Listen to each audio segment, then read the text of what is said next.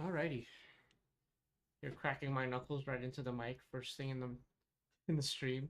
Make really loud popping sounds. That's got to be very pleasant, right? Alrighty. So this is live stream 2 of GDC Hype, getting ready to try and get as much progress done on the video game project until I have to bring it to GDC, until it has to be shown to people. So today is going to be a little bit of a hardware day that will lead into a bit of the software day, because we have this. I have to be kind of careful with it because I kind of stored it in a backpack, um, and I do want to take good care of it because this isn't technically mine. Um, oh, this thing's chunky. Okay, I'm gonna try and lift this up out of this bag without dropping it because it's kind of smooth. Okay, let me do an inspection. Make sure that there's nothing here that's like gonna reveal any private information. I think the barcodes and stuff are on the bottom. So, we have one of these. Um, this is a this is actually my friend's. This is my friend Dwight's. Um, and he does a lot of like media storage. So what he was doing was he was backing up all of his physical media into digital media, so like his DVD collection and like ebooks and stuff like that. And he was just storing them on like external hard drives, like things that you would bring around for like cameras or like mobile work and stuff like that. And I was like, hey, have you ever thought of like instead of doing that having a network attached storage server, otherwise known as a NAS? And he's like, he's not super like computer tech nerdy like me, so he's like, what is that? And I kind of explained the ins and outs. And this is something that I myself, while I've seen, uh, is like cool. Haven't had the chance to kind of try and create or manage something like this. So this is what this is. This is basically a little baby server. It's going to be hooked into my network, and it's going to give basically a what some people would consider like a personal cloud. So if you think about something like a Google Drive or a Dropbox, you get to store a certain amount of data on their website, basically on their servers. So like Google Drive, it's going to one of Google servers and stuff like that. And that's all great. I mean, every like Gmail account or whatever automatically gets like what 5 GB or something like that. Um, but there's kind of two main benefits of having this stored locally is that we have more control over like who gets to see the data and where it is. We can physically move it, as I have here. I brought it over from my friend's house, and I'll explain why we did that in a little bit. And then, what else? Oh, like the biggest thing is we could put drives in these drive bays that let us expand storage without something like upgrading a subscription plan. So there's upfront costs. You're paying basically for your own storage, um, but that's also a lot larger than you would, and ends up being a lot cheaper than what would be the same equivalent for a like an equivalent cloud storage service. I actually haven't checked the prices, but I I think I do have like 100 gigs of like Google Drive storage on one of my like Google accounts. I think it came with my Pixel phone or something like that, where it was kind of complimentary for a little bit. And I've like since then, you use up that 100 gigs or whatever, and you don't want to end the subscription because then while you can just pull off the files, you won't be able to upload anymore. It kind of feels like they're holding your data hostage a bit. But with this, I mean, it's here. The data will live in here, um, and so that's nice. It gives like peace of mind. It's a great way to back up stuff. So I mean, 100 GB of Google storage as well is a lot smaller than say. Oh, I'm reaching over this box. I'm gonna be careful with all these things that I'm holding. Um, right here, I have a hard drive in a box. I guess I should make sure that I'm not showing any like sensitive information on this. Is You can see here a big old classic hard disk drive, a spinning disk drive. These are kind of like a relic of the past. Um, a lot of laptops and computers, even gaming consoles now, will store their data on a solid state drive for rapid speed, random read write speeds, all that stuff, so your games load quickly and stuff like that.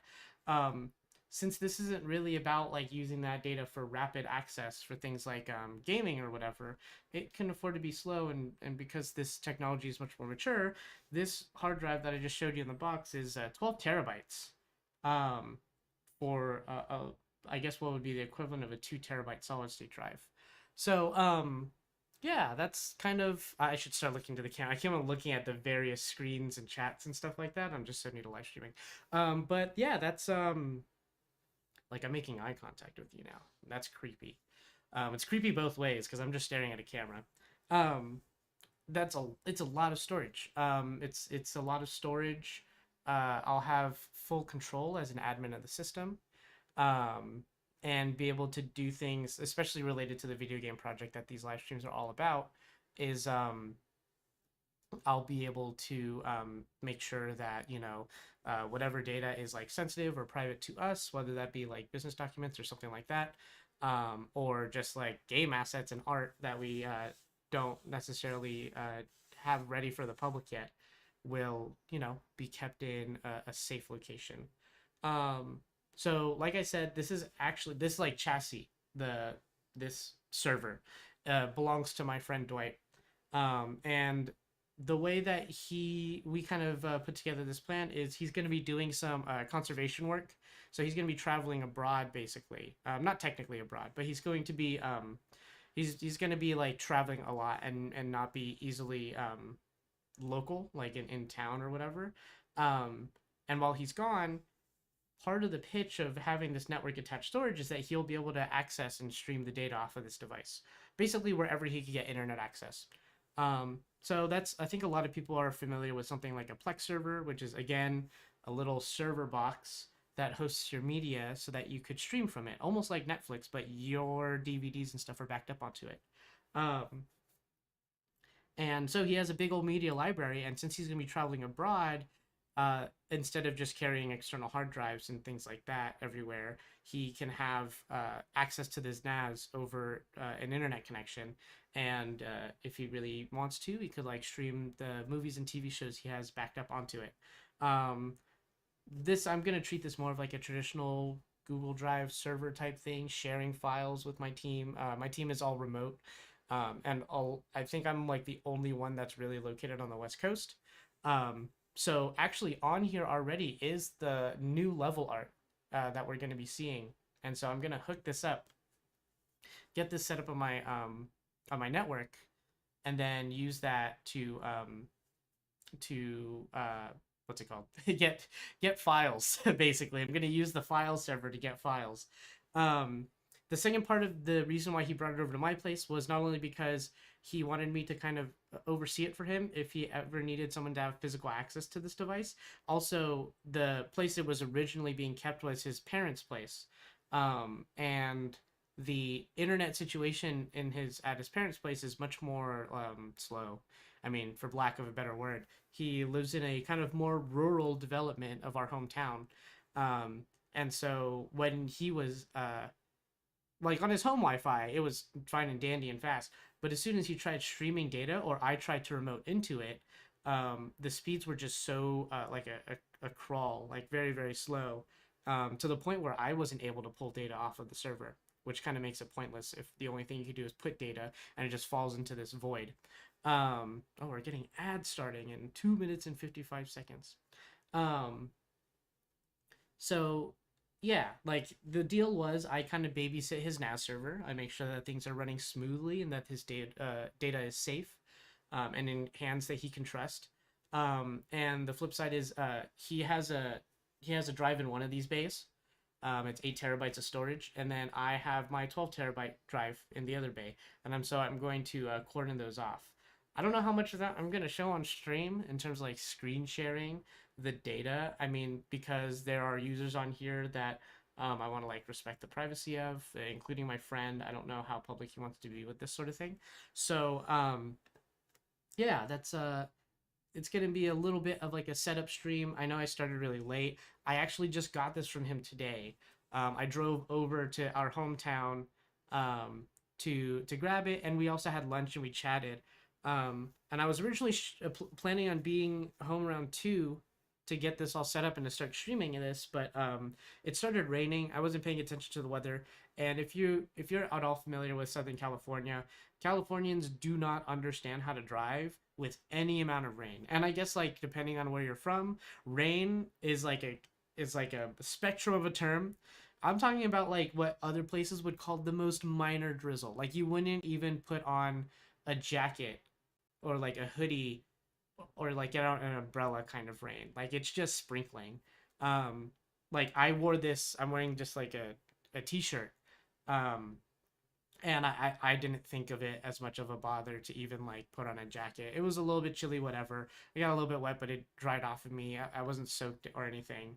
But as soon as you get rain like that, basically the entire freeway slows down to a crawl. People start driving like it's the apocalypse. That's Californians driving in rain. Um, so yeah, what turned out to be what was going to be about like maybe 45 minutes an hour driving ended up being like over an hour and a half. And I just sat there, just putzing along and listening to podcasts and stuff like that. So let's get this hooked up. So this has a power cable and a like an Ethernet jack. I need to get this set up. I need to find a place for it to live. Luckily, it's gonna live right next to the router, which is like literally behind the camera over here. A lot of this hardware stuff, I'm not gonna like rotate the camera because it showed my girlfriend's work desk, and I feel like that's mean because I didn't give her any warning to clean it. Luckily, that's gonna happen during an ad break. See, that's good. That's good planning. I totally meant for that to happen. So I'm gonna find this is probably gonna sit somewhere in the corner where it's not gonna get in her way. And I'm gonna plug this in during the ads. So enjoy some empty camera time. I'll probably be talking. You'll hear me figuring all this stuff out. The first thing though, actually, is opening the hard drive. I can show you guys that. Um, and then I could like show you how it inserts into the drive bay and stuff like that. So here we go. This is like an unboxing channel now. There. I should, if I'm gonna unbox something on camera, I should probably show you guys rather than have it be off camera. This camera's a bit high. My desk is messy too. I don't want to point this down, but I could adjust it. Let me look. There you go. Yeah, there's like stuff on the floor. It's a pair of socks on the floor. Like I haven't cleaned in a bit. So, I'm trying to be very careful with this stuff because unlike a solid state drive, these drives do include moving parts. There's a little kind of like a needle. It's almost like a record, but not actually like a record. It's a platter. You can see in the picture here. You could see the disc, and you could see the little read write head. And like that's it's a pretty sensitive piece of technology. Here's like the warranty stuff. It comes in a like little protective bumpers here, so it doesn't jostle around in the box. And a little ESD safe baggie. I'm guessing there won't be. I mean, maybe there's the serial number on here, so I should be careful as to not show that in case for some reason that gives somebody a way to dox me or like mess with this or like call in some sort of weird thing regarding that information. So I'm gonna open this facing away. I mean, you could see some of the safety warning labels and whatnot. Oh, I don't need to open this with a cutting device. It has a little tear. A little tear here marking. Okay. And I will pull this out. Again, just trying not to, I mean, like any device, you just have to have a little bit of care. Maybe I'm being too careful and like trying to baby it, but I'd rather be too careful and have this thing work than not be careful enough. So this is the back. I guess if I just cover the front. This is the front. You could just see it in the picture. But yeah, just like like a big old chonky boy hard drive. So I'm going to set that aside right now because I need to open the drive bay. And I probably should tweet like that I'm streaming today. So let me just take the time to do that. should probably just do that here.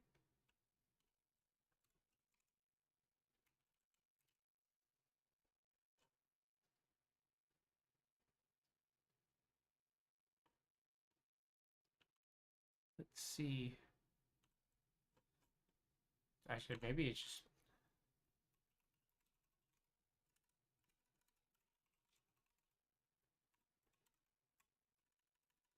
setting up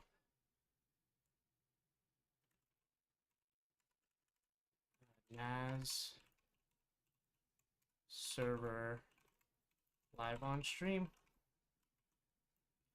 And then I will type twitch.tv/team_applesauce.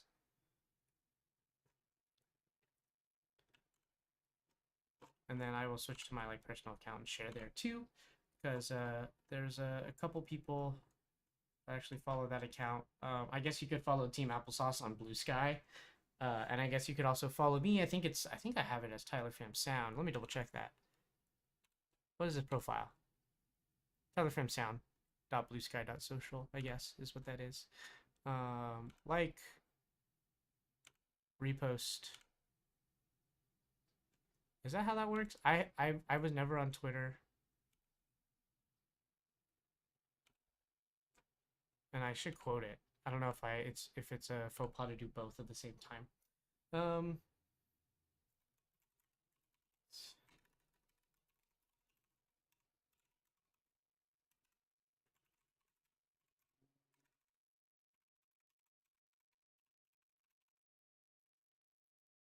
Oops, that doesn't need a period there. All right, I'm just gonna post these. Blue Sky is now going, like, I have a LinkedIn. Looking at the preview of me like blankly staring at my screen while I type, which is very funny, and it makes me look really, really dumb. Also, my head's cut off on this video. I have like LinkedIn, and people say it's really important for like networking and stuff like that in the games industry. Oh, this thing is it's like just big enough to where my hands can slip, and I don't want to mistreat it, so I'm trying to be very careful with this. I don't like LinkedIn. That's my hot take.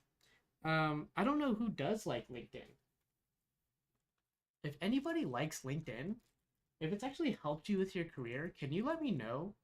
Because like I'm just gonna post on Blue Sky and maybe I'll repost it on LinkedIn. But I don't want to be like.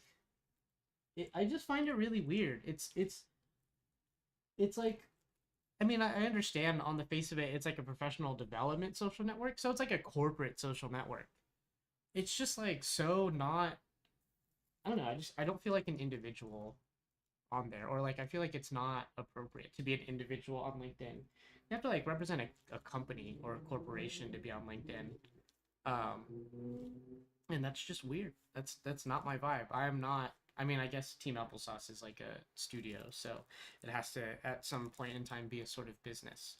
Um, but like the vibes of that, it's like it feels. I don't know. I have friends there on LinkedIn.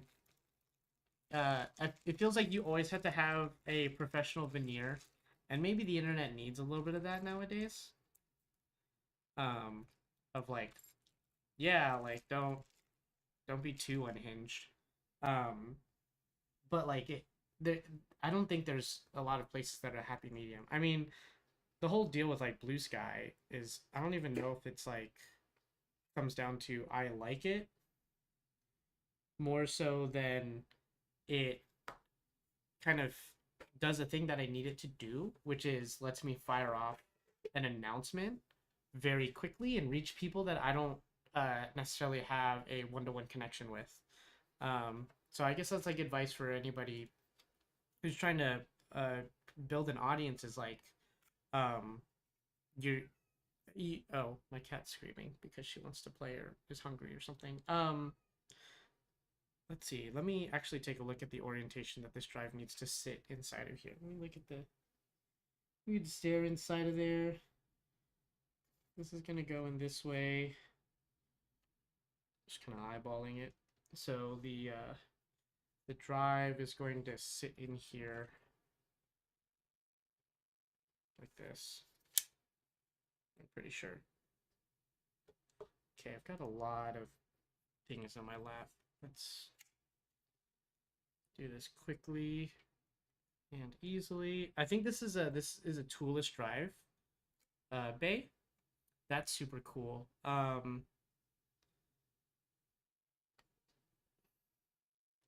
Just want to double check because there's these little pins that you insert.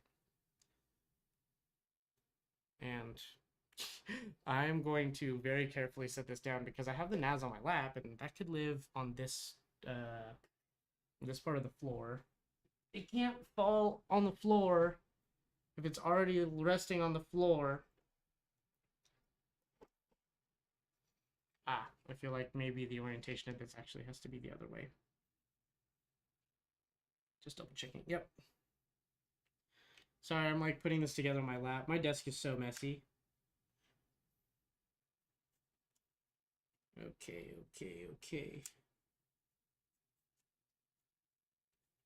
There you go, yeah, and then that seems to be lining up these pins. I need like more light. This light is like nice and relaxing. I'm gonna get my phone out and just shine a light on this. It's a bit dark in here. So just making sure that these pins are actually aligned with this guy.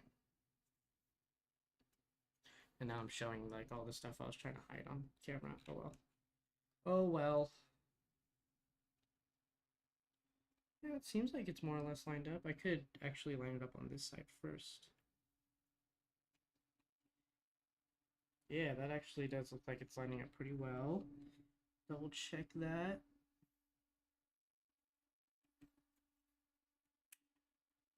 It clicks into place.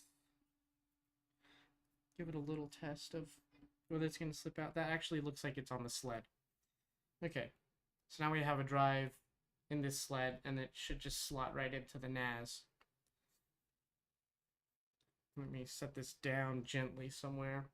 It's just that what I was talking about with this is you don't want to shake it around. You don't want sudden vibrations or any like sudden shocks, because that could cause the read-write head to interfere, like scratch it even, which would be very bad. That would be quite disastrous to the data, and obviously there's a lot of data being stored on these devices. So now this just slots into here. I'm gonna hold it like a baby. Okay, this just slots into here. So I just push this in. Okay, that's now inserted. Now it's closed, and this little key helps you lock it up so it doesn't go out accidentally. So there you go. We have inserted 12 terabytes of storage into that second drive bay. Next up is the part where I actually go off camera and I plug it in. So let me do that. I'll still talk to you on the microphone though. This microphone's on a boom. I could just put you up here. I'll probably sound even better because I usually have this above the camera. So raise this up a little bit as well. You guys get back to the chair view. You guys get to view chair, because I don't want you seeing how messy the rest of the room is. All right.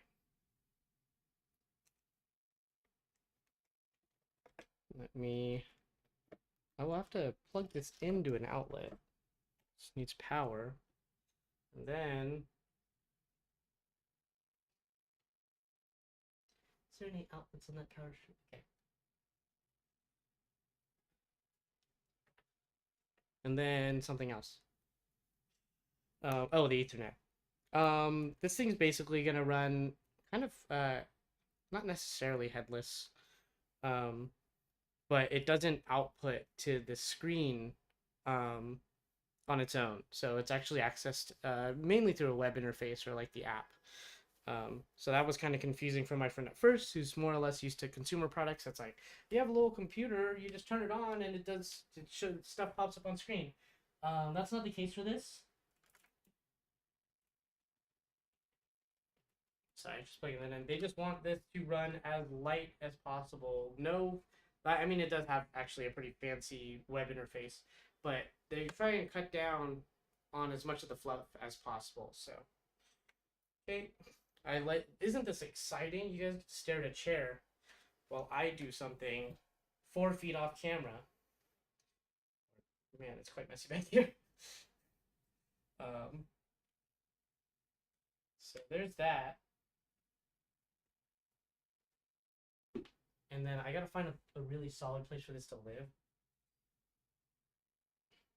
I think honestly basically behind my girlfriend's monitor would be the best place. Oh, maybe not. Actually, yeah, the best place will probably be. I mean, I want it on this desk because this is like a sit stand desk. If it's adjusted, I don't want the cables to stretch out and pull and yank it in any sort of way. That would be bad. But there is a bit of desk real estate right here. Is this the right size? Okay. I'm like working around the office chairs here that we have in our office.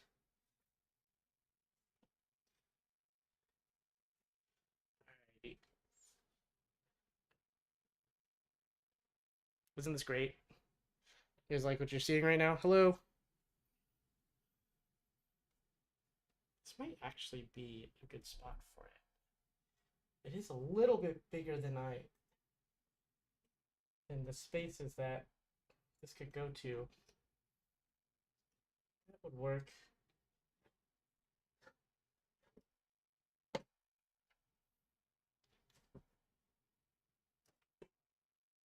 Alrighty.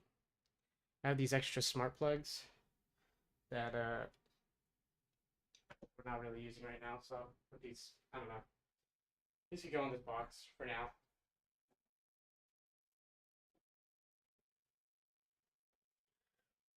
The big drawback for those smart plugs was like, I guess since they're not considered lights by Google Home, I couldn't put timers on them because they were afraid I was gonna like burn my house down. It's like, I'm just powering a lamp, bro. All right. Now I have to route the cable from the power supply. Okay, so this is me crawling under a desk. So this is gonna be really exciting for literally nobody. Okay.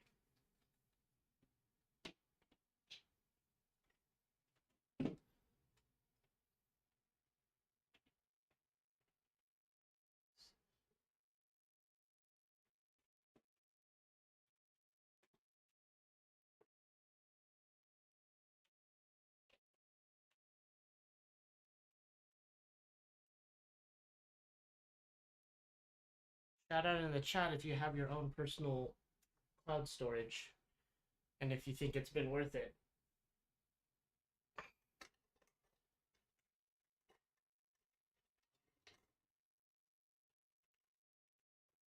There you go. All right, power cable accessed. So now I need to plug this bad boy into here. That seems to be seated. Secondly is the Ethernet cable. This one is quite short, but luckily it just has to reach to the other side of the desk. So that's also quite nice. I have to scoot some things over. I wonder if I'm gonna move some things over so that this feels a little bit better organized on this desk.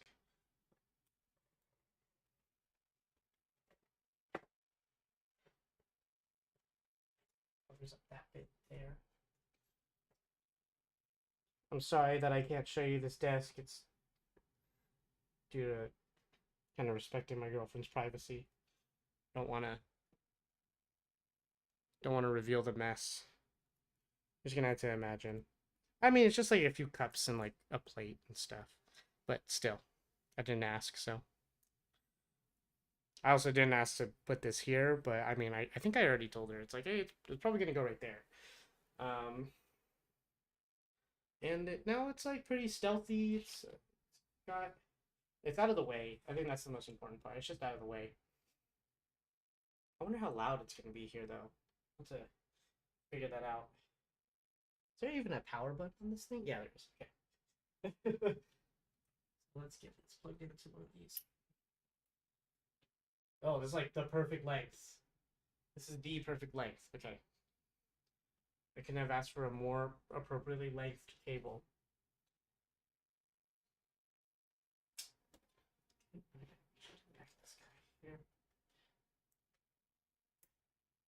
There we go. We have power. We have data. And all this right here. So now I'm going to turn this bad boy on.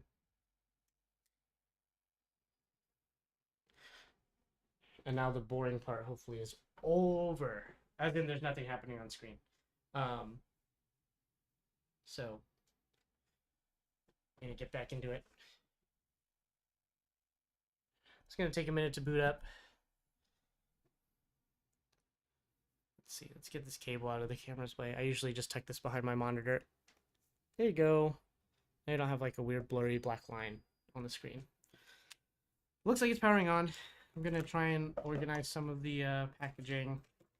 Get that ready to be recycled. Or otherwise taken care of. We don't have... my department doesn't do recycling, so... I guess very much so not going to be recycled. I'll have to figure that out. I'm trying to make a video game that's like environmentally friendly. And my apartment doesn't have recycling. Like, that's crazy. It's also about 3D printing. And I actually did have a playtester give feedback literally yesterday. It's like, isn't 3D printing like really bad for the environment? I think I don't think the answer is like outright no.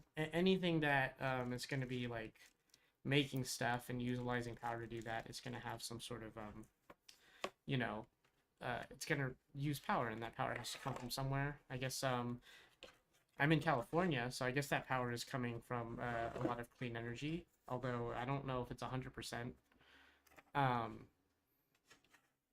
And secondly, it comes down to like what you consider as part of... Oh, there you go. That's the NAS server beeping on.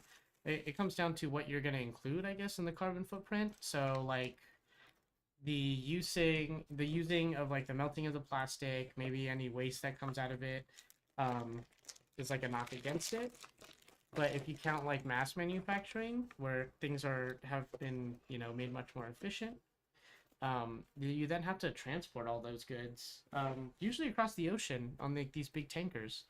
And I think that very severely changes the sort of calculus you have to do of like, yeah, you have to ship all that stuff over, and it's not efficiently like it'll be efficiently packaged. But it won't really ever be as efficiently packaged as getting just big spools of the raw material over and then making them where they're needed. Also, the fact that you don't really tend to 3D print in excess.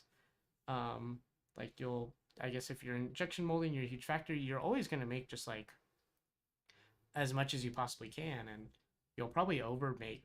And whereas someone is 3D printing something, I guess like it comes down to how it's used. It's a tool. Someone could produce a gazillion things out of a 3D printer and just throw it into a landfill. I just don't think that's the normal use case. Some will print to the point of what they need. And that's different than a factory producing as much as they could possibly sell, and even making when it's not necessarily necessary. Well, that was a weird sentence. When it's not necessarily being utilized like properly, people aren't utilizing it to its fullest extent and things like that. So yeah.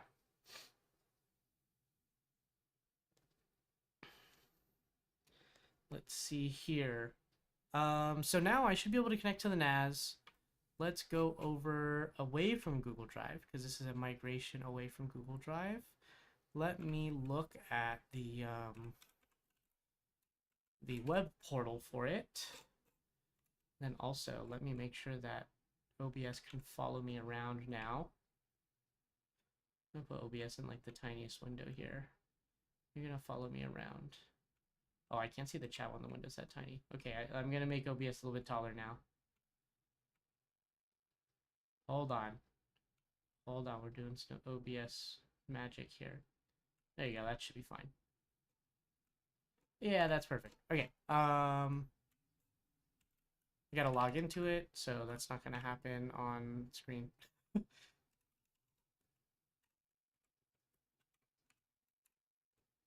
Alrighty. I actually need to log in with the admin account. I don't know if I should do that on stream and like show all of the, because it'll show everything. Um, so like, I don't know, should I like, which one's better? I'll do my face. You guys could stare at my face as I blankly stare into a screen. But this is it's a new volume, so it needs to be like properly set up. I guess, I mean, I could share my screen if I'm clicking on something and it pops out. I'll just like put it away. But this is the little portal for the storage device. Um, so one unused hard disk, blah blah blah. Um, so now we're gonna use this hard disk. So we're gonna use it. Create storage pool. Right. So this is 12 terabytes, but it gets kind of that a bit masked down.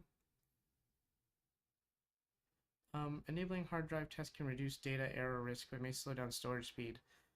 Yeah, I guess I'll make sure that that's. I mean, I don't have a form of redundancy, so it'd be a good idea to just make sure that things are a little bit more secure. So let's take care of that.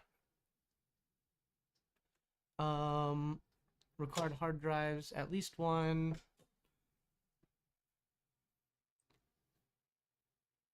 Yeah, yeah. Okay, we'll just set this up how this is. The basic plan is recommended. JBOD, I don't know what that stands for. So this will probably have to be formatted. Oh, he's probably using ext4. My distro is using ButterFS. Um, but I think maybe I should make this volume ButterFS. I don't know if that's going to interfere with when I'm transferring files from the ext4 to and from. Um, I think I'm gonna keep them the same so it's easy to migrate from one volume or storage pool to the other.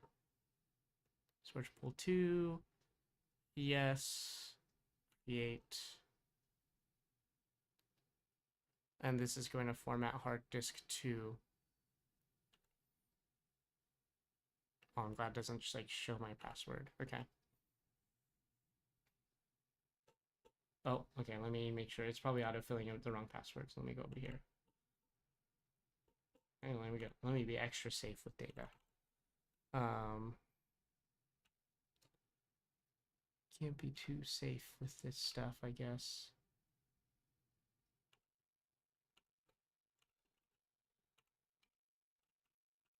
Oh, it's not pasting it properly.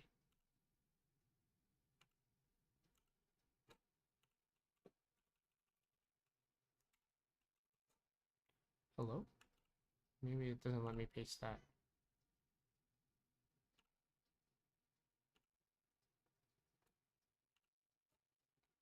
Okay. I have to type this in the old-fashioned way.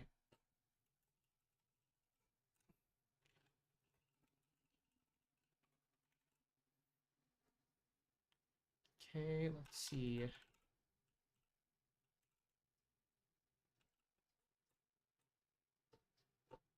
A little bit of a type in.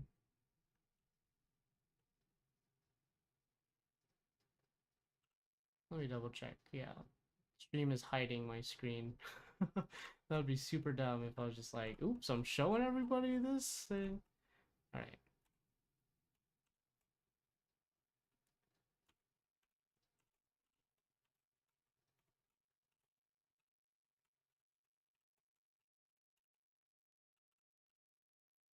There you go. It's creating it.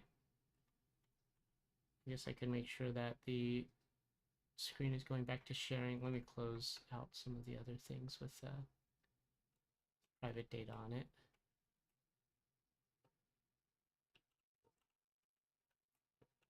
Okay. It's formatting it. You guys can see that right here. Oh, that was fast. Okay, I mean, it was basically an empty drive, so I guess that's to be expected. But now I've got to kind of organize the data. Let me again just make sure this doesn't happen on screen. Data organizing. There's some other admin things that I'll probably need to do. When syncing tasks, blah blah blah. Speed up repair. Yep, system is normal. This also has two M.2 slots as well, so we could have like storage cache, etc., etc.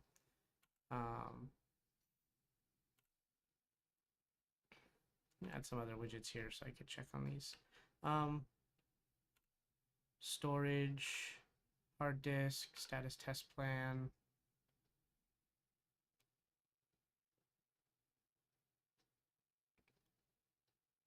Yeah, and after a month, it'll run a smart test.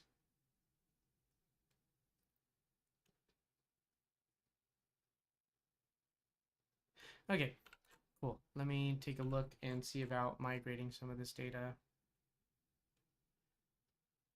So it would be in storage manager, I guess. That's what I was just in. Ads start in 30 seconds. Let me do this boring stuff while there are ads running. Yeah, this must be in file management.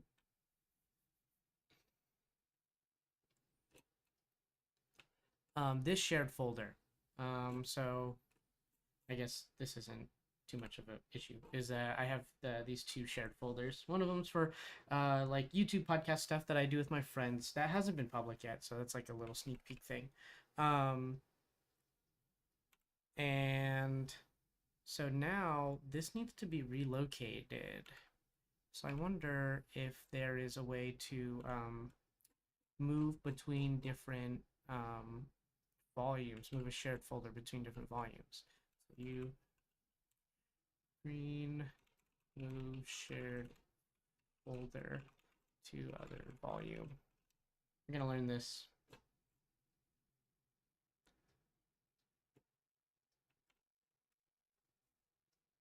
Oh, so it's like a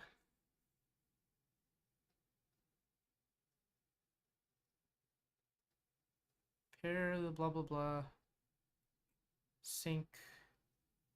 Okay, so I have to make a new folder in the other place and then sync it up. Okay, that sounds fine and dandy. So now I'm going to rename this one.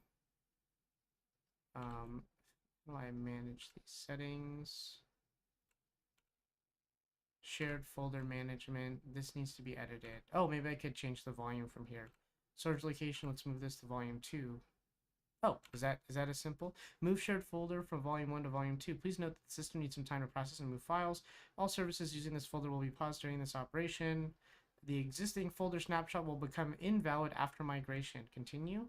Yes. There's not a lot of unique data on here. I don't think there's any. So this is all sort of backup and transfer stuff. So now that should be fine. I'm also going to move this one to my side of storage. I'm also going to increase the capacity quota by a lot for both of these. Because there's a lot of footage that we're going to want to upload for this specifically. So I guess I might as well just make that, I don't know. For now, we can just make it 2 terabytes.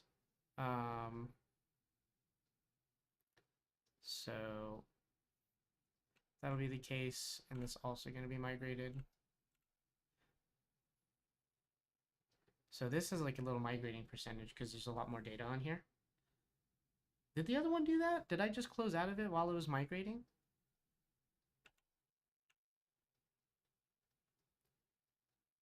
You know? So there we go. I guess we could, the ad break ends soon. So there's that. All right, that's actually pretty darn fast. And the craziest part is the NAS is like super quiet. I mean, I have my PC running with its fans on, so that's already fan noise, but I can't hear that thing at all. It's just like it's just doing its thing. It's doing its own thing. I'll probably turn off the LEDs because again, this is on my girlfriend's desk now. And those LEDs, they do be blinking. And they're blinking quite bright. I'll give it, I mean, there's other blinky LED things on there, so maybe I'm not too worried about that. All right, nice. It's almost there.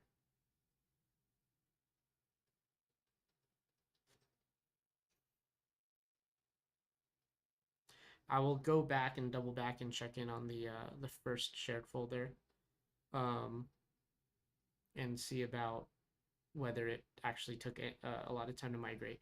Um, but now that's all there. Let me double check this, and then let me also allocate 2 TB for this as well.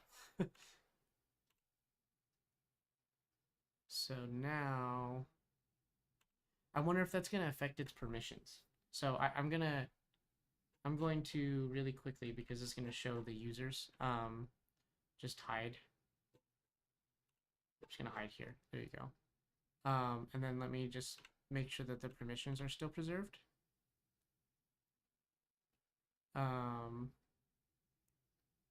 Yes, okay. So the permissions, even though it changed volumes, it's still preserved.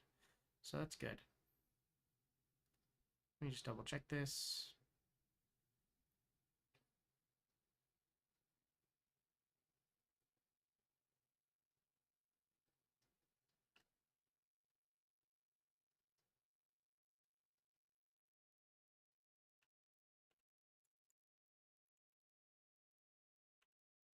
Alrighty. Yeah, so now that I'm done doing like sort of admin tasks, let me just double check to see if there's anything else um on here. I think that's it. It's just about getting that configured. I mean, the next bit is making sure that my user account, so I have like an admin account and a user account to keep things safe and kind of permissions not bleeding over. Um, this this folder, personal folder management, these need to be allocated to the proper volumes.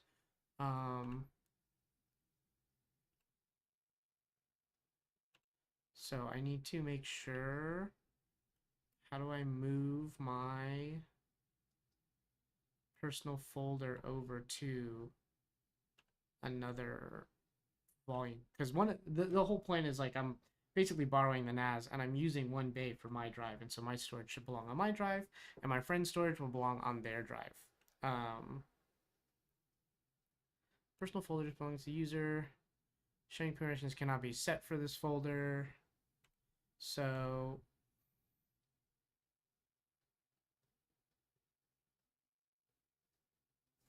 now I'm gonna Google.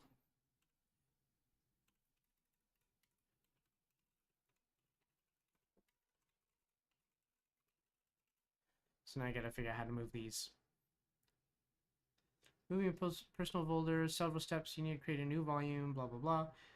It does not provide a feature to move a personal folder to a different volume. Users often have to manually copy the contents of the personal folder to the new volume and then delete the old folder.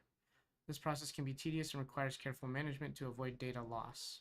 Alrighty, just do it manually, I guess. So what needs to happen here is my friends folder and all this.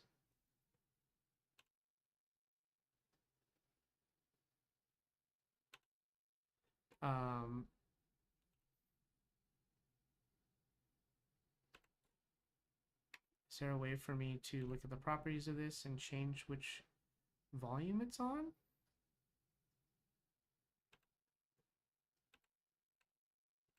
Guess that's the real question. Personal folder management.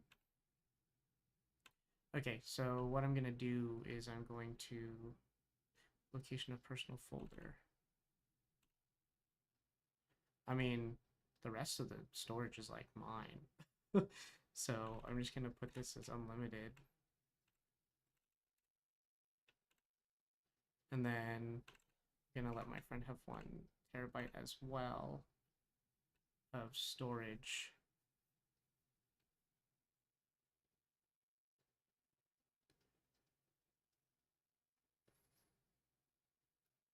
just reading. Sorry, I know this isn't the most thrilling stream content you've ever seen.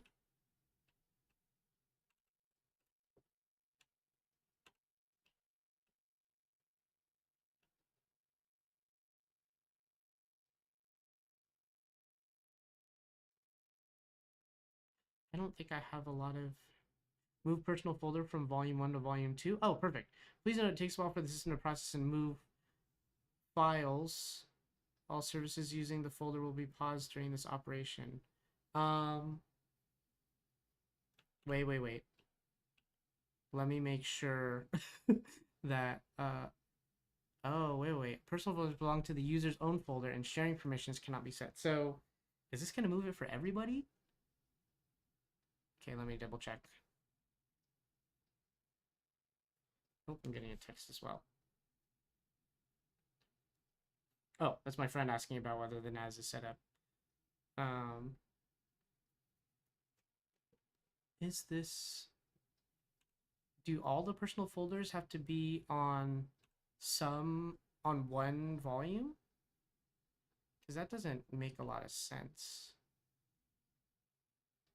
Let me double check. Let me Google this. Ugreen personal folders on separate drives. Allows for the creation of multiple volumes within a storage pool, enabling the use of different file systems, personal folders on separate drives. Okay. You can decide whether to use RAID, blah, blah, blah. Let me double check.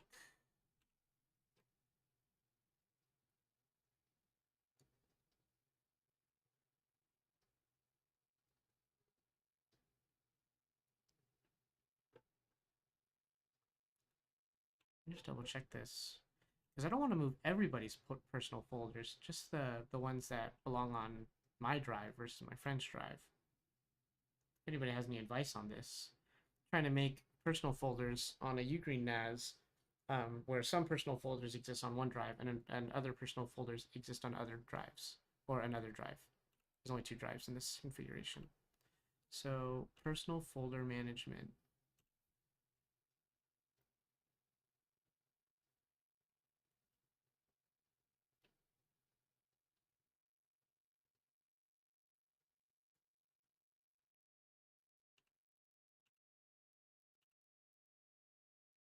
Huh. Let me take a look at storage management here. Maybe I have to break this up into separate pools on the drives. Maybe I have to look up a YouTube video. So there's 2 storage pools. 2 volumes. Maybe it's because this is still being optimized. It seems to be doing its own thing. External hard disk.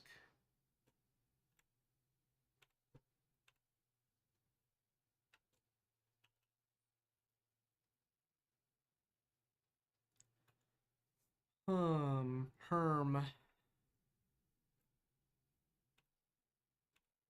Yeah, this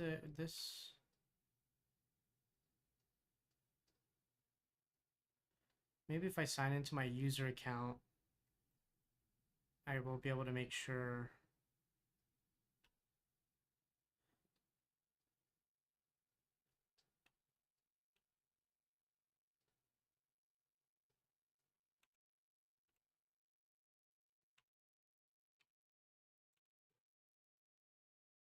Let me Google a better. Why do you like it? My Google Home just started talking to me. Personal folder on separate drives. Oops, I spelled separate wrong.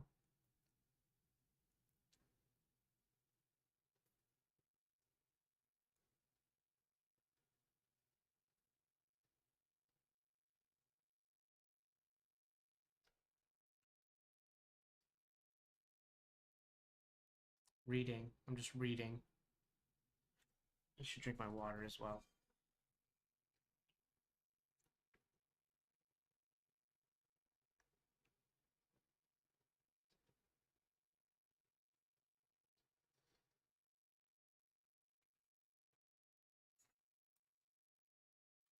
Yeah, it just doesn't seem straightforward. I mean, I guess there's no harm in doing this, and then if I find out to just revert it.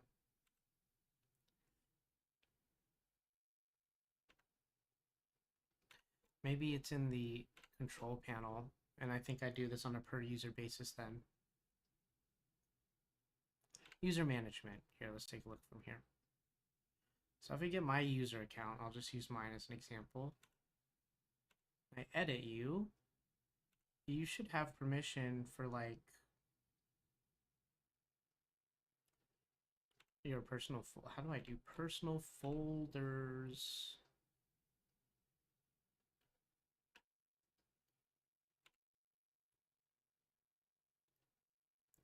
What's this say here?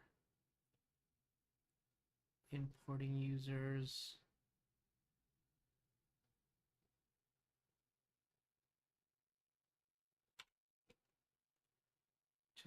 I just want you to live somewhere else.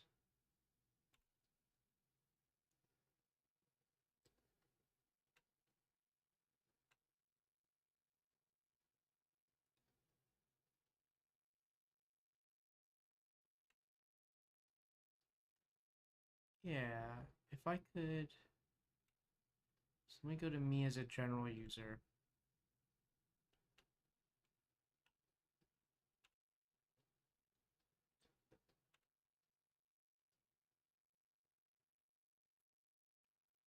Huh.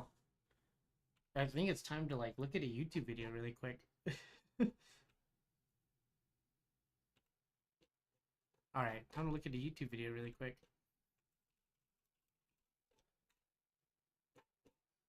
We could all watch this together.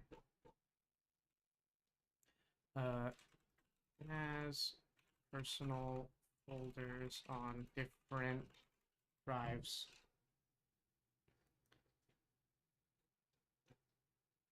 Let's see what is there a chapter in here?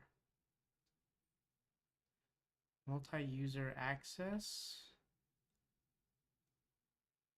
This might be what we're looking for.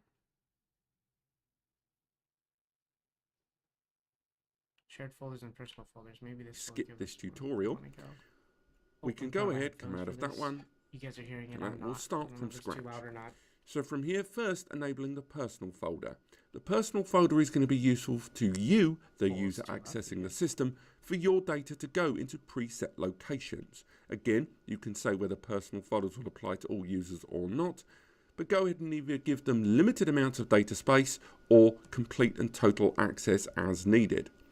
Now, a shared folder is a different kind of folder. This is a folder that can be accessed outside of the NAS using domestic and indeed business class file protocols such as SMB, FTP and more. Click New Folder and select New Shared Folder. Give the folder a name. Select the location, so if you've created multiple volumes of hard drives or SSDs, select them there and give it a recycle bin if you choose. And from there, click Create. We've now created that shared folder. This shared folder, we can then choose who can access. Skip this tutorial. We can go ahead, come out of that one. We'll start from scratch. So from here, first enabling the personal folder. The personal folder is going to be useful to you, the user accessing the system, for your data to go into preset locations. Again, you can say whether personal folders will apply to all users or not, but go ahead and either give them limited amounts of data space or complete and total access as needed. Now, a shared folder is a different kind of folder. Oh, it doesn't talk about like per user though. I wonder if he has, maybe he talks about in shared folders. This is a folder that can be accessed outside of the NAS using domestic and indeed business class file protocols such as SMB, FTP and more. Managing files and folders. This might music. Be where we're at. This music folder obviously is where your music is going to go, and then click Create. Again, you can create Here you can then choose that again, those users or those individual app users that we're creating earlier to have as much or as little access as we choose. Again, you can create these folders in the user folder or the shared folder area. If you plan on accessing these folders via a multitude of different means, again, such as SMB, then go ahead and put them in the shared folder area. But for internal access, use the user folder option. From shared folders, we can go ahead and create ourselves some new folders moving forward. Shared So, I understand the shared video, folders.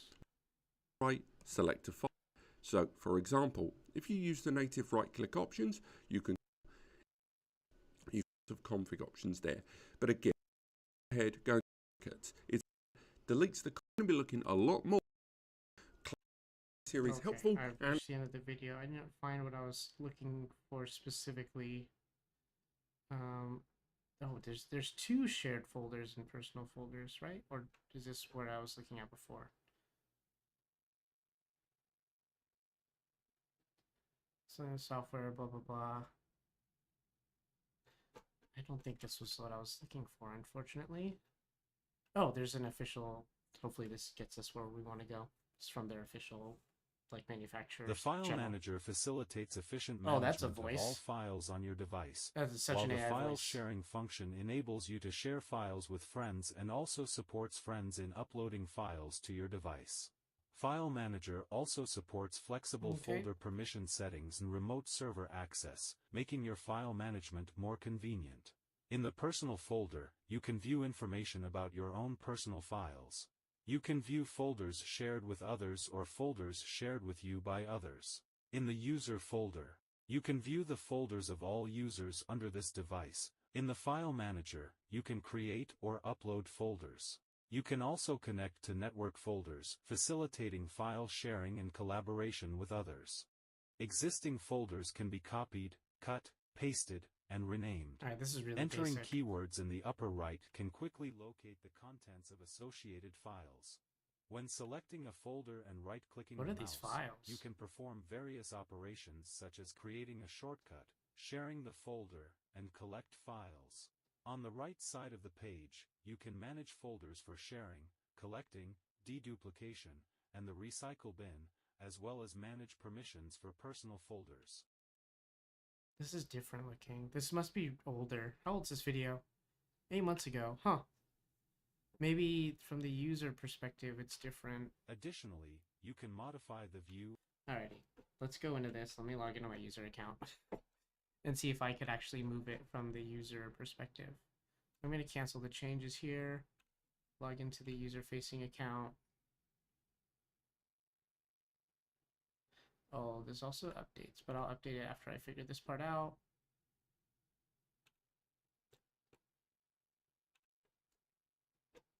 Maybe you guys could just stare at my face. Alright, how do I log out? Oh, log out. And log in under the user account.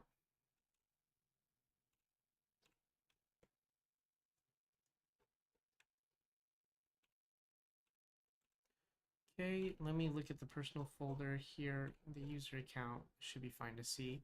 If I manage my personal folder here, so I can't modify that.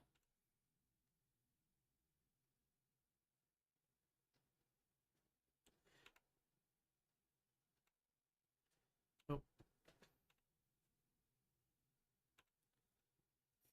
Hi. Talking shit about who? In the fridge on the bottom. In the drawer?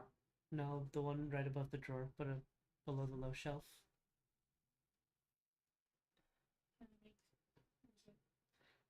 You're gonna make the risotto? Done. I'm not done until 6. So if you want to get started on it, you can. Yeah, that's fine. Yeah, it just takes time to put together. Do I want the cat? I've already put the cat on the camera before. So what if you put it on? You could put it on the camera again, I guess. Here, we'll go to webcam. This cat cam mode. Hi. She doesn't know how to be. She doesn't know how to be not awkward on camera. She's so awkward on camera.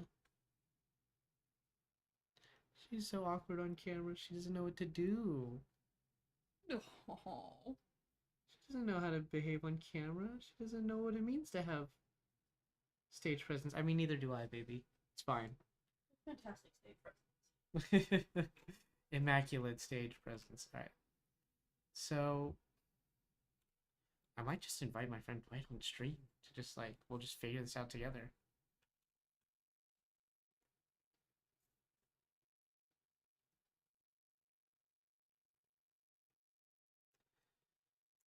Okay, back to business. Let's get down to business. Maybe I could go into the individual's user folder as the admin. I'll see everything and move it that way. So if I go to the user folders and I manage this one,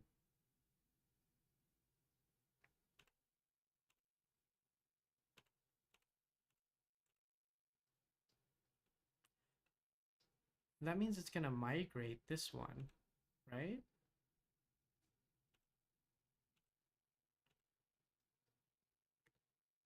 Okay, so let me double check.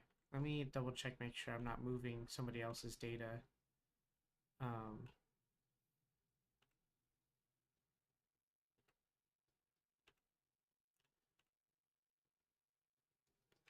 Like, there's should be a way to move this guy.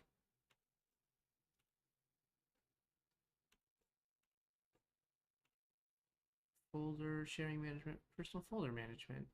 Well, it's just showing everybody's. This is saying on the screen, location of personal folders, but I want to just, I don't want to move everybody's personal folder. I want to move just one person's personal folder to another volume. Move one, I'm going to Google this. Back to Google. Ugreen, move one user's personal folder to another volume. Just one person.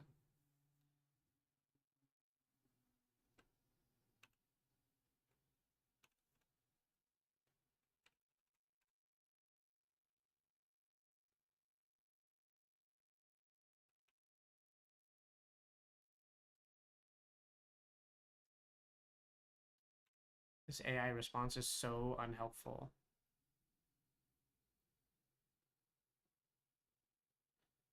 Let's see, quick start guide, that might help.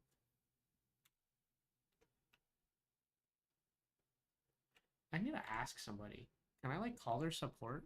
They have a support thing on the website. Is this the first time I'm ever gonna use a real support thing?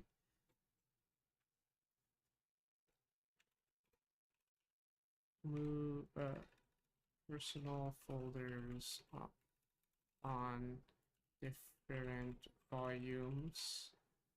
Just search that. Let's see what they do. Okay, personal folders.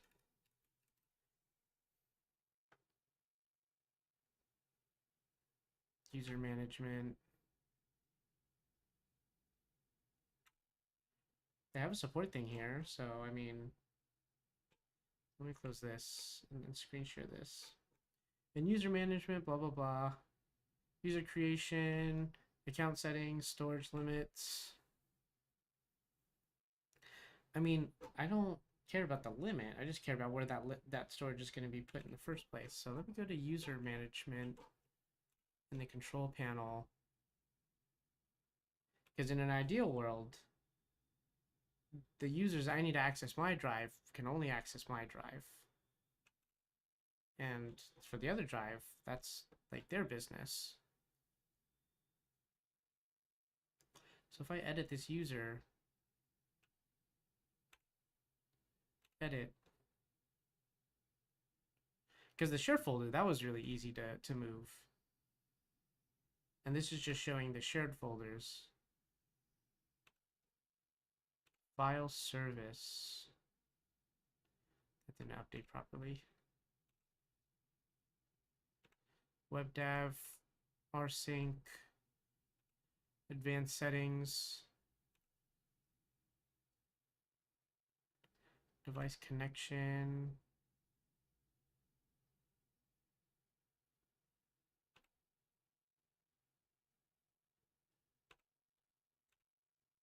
This is not necessarily helpful.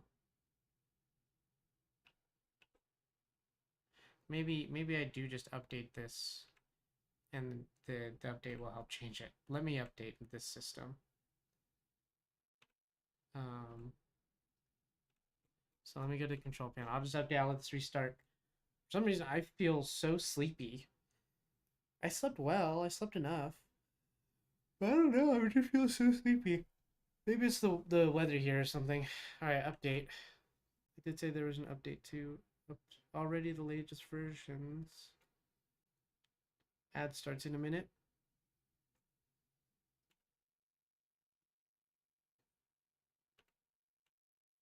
I thought I got a notification for a update. Sorry, there's a piece of dust on my screen.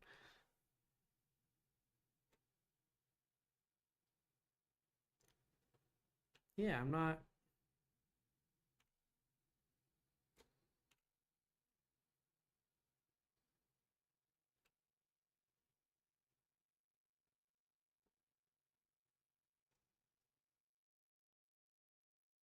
No, that'll probably be a good idea to apply that security setting anyways. Ad start in 10 seconds.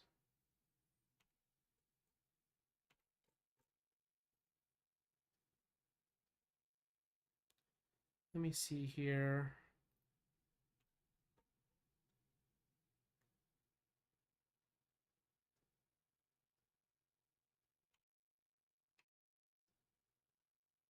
Ad break.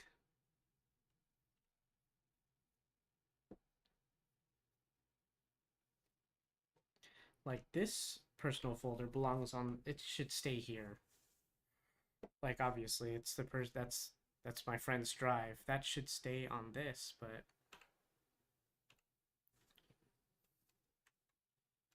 more Googling. This is a really weird question to ask. This would be ugreen per drive personal folder.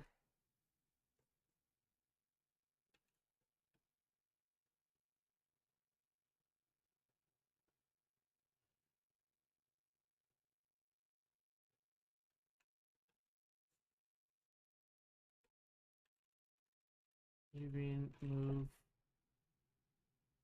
personal folder to different volume. I'm just doing a lot of Google foo to try to do this.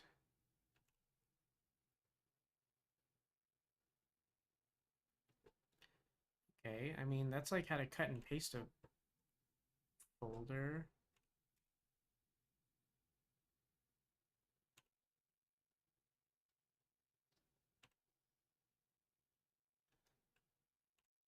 So that's not helpful.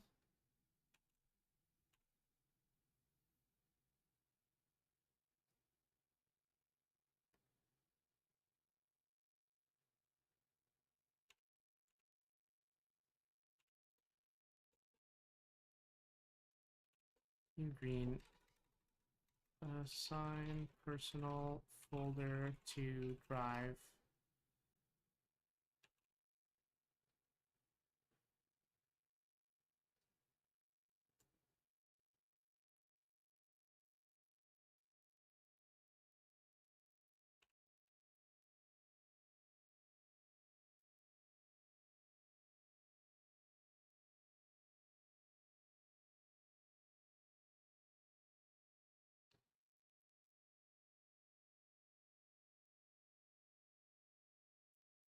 I think I might just move.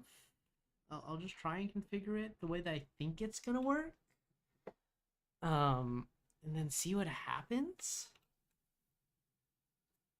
What I can technically do is the drives will just kind of be intermixed. But I don't like that idea of the data being striped across the drives.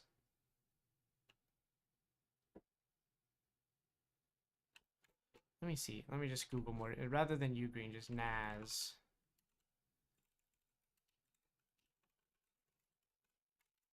Because it's kind of pooling them all together. Maybe I need to remove the, like, create different pools. I thought they already were like that. Yeah, let me double check the storage manager and see if there's a way to do this. Storage. So there's storage pool 1. I mean, maybe it's because it's still optimizing storage pool 2. So I guess I could share this part of the screen. I will just watch this. It's like 95% complete. So this right now is optimizing. So this storage pool just might not exist. I don't think they would be merged automatically. I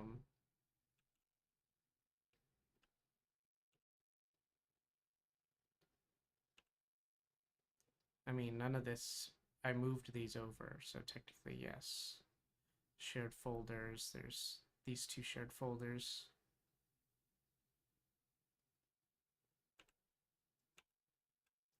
But, you know, well, maybe when this is done optimizing, I'll be able to better organize this.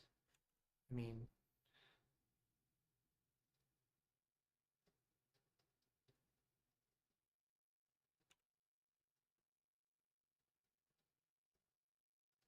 yeah, okay. Let's just check on this optimization thing and see where it's at.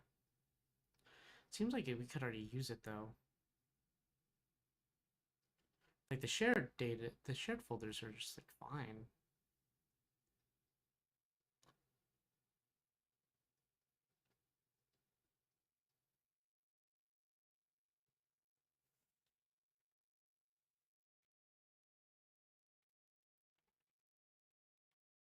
I wish there was a system to do the same thing that I did for the shared folders. Just with the user folders. So, yeah. Alright, that's done optimizing. Let me see how I did with the shared folders.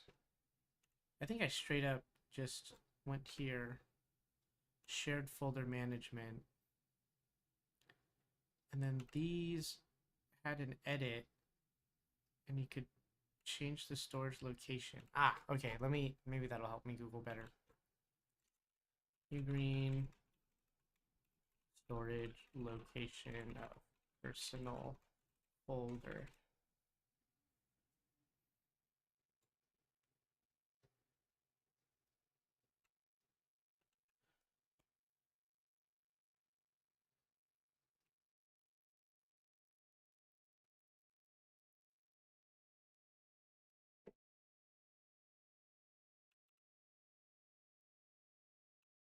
That's not what I need.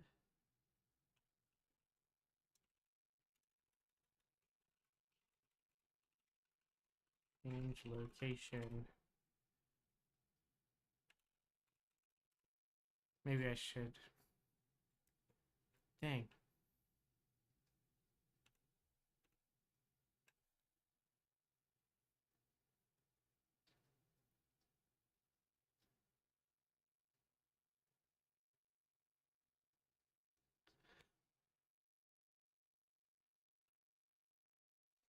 Yeah, the thing is these it's like these folders are kind of, the personal folders are like agnostic. Like they don't know where they're being stored. They just know that you have a certain like group of folders.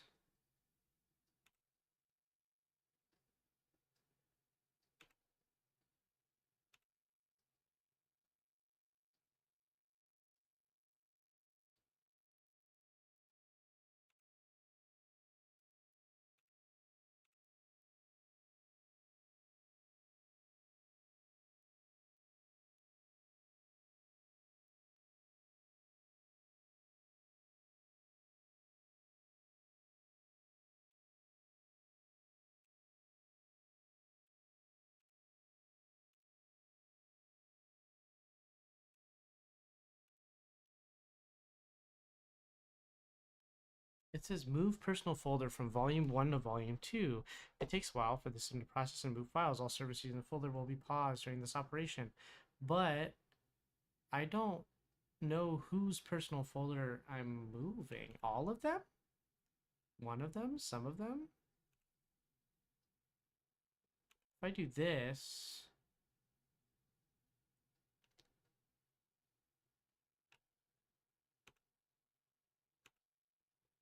Huh. I am so utterly confused. This whole menu just doesn't make any sense. They have a menu that makes a lot more sense. It's the shared folders.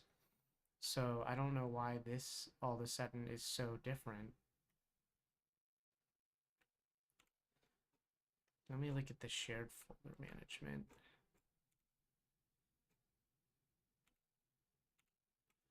Because I could just edit.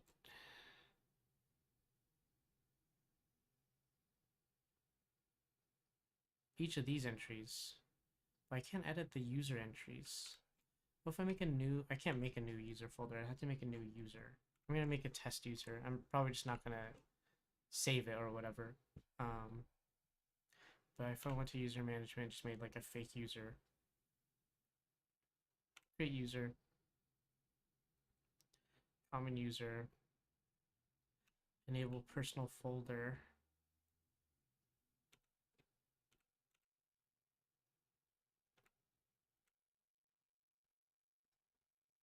Yeah, that doesn't enable, like, let me choose which drive they're assigned to.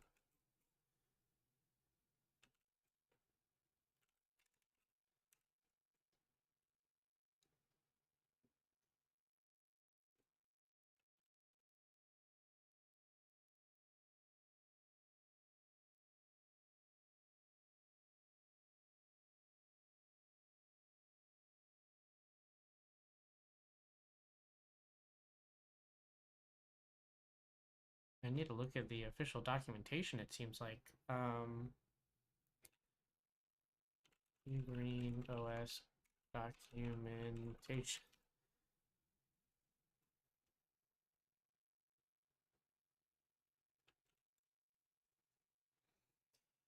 Let's see. That's the pro. I need regular.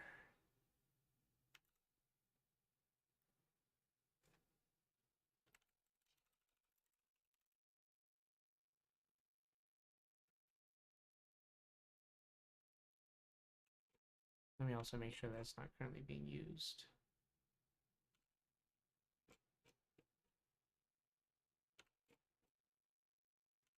Oh, I'm like afraid because I don't want to move my friend's like 2 terabytes of data onto my drive, which would not only be inconvenient because then it'd be taking up my drive, but it would also pause all tasks.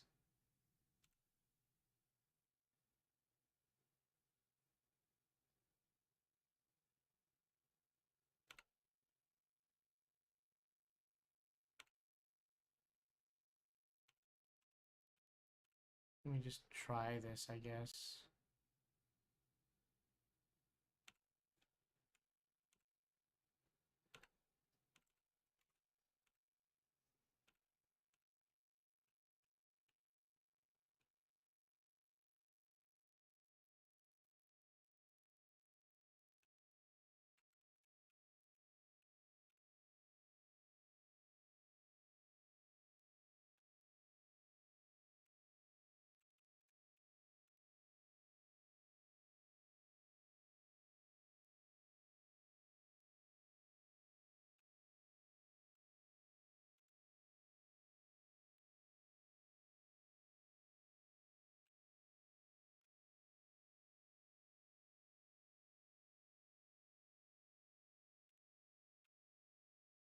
I do that.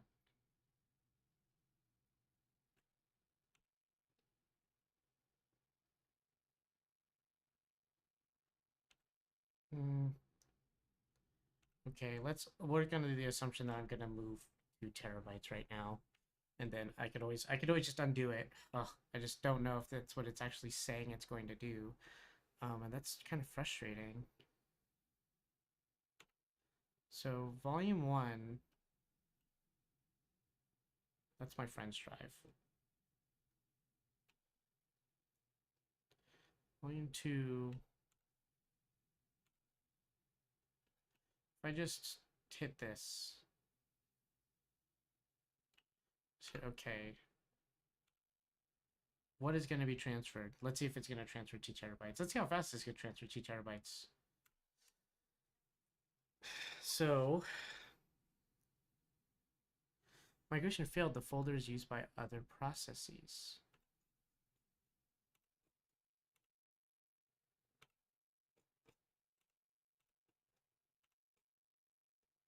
Yeah, so it won't even let me do that anyways.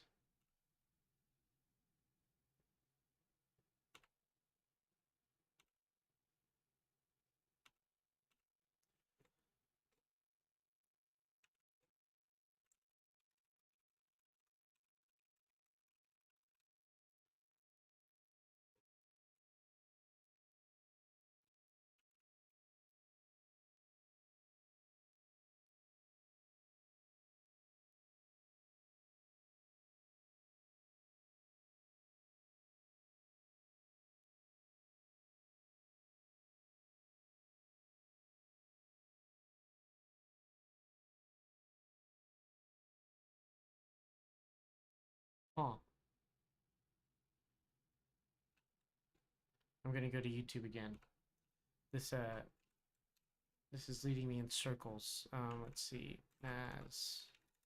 New green NAS. Manage personal folders. Someone's had to have tried doing this same thing.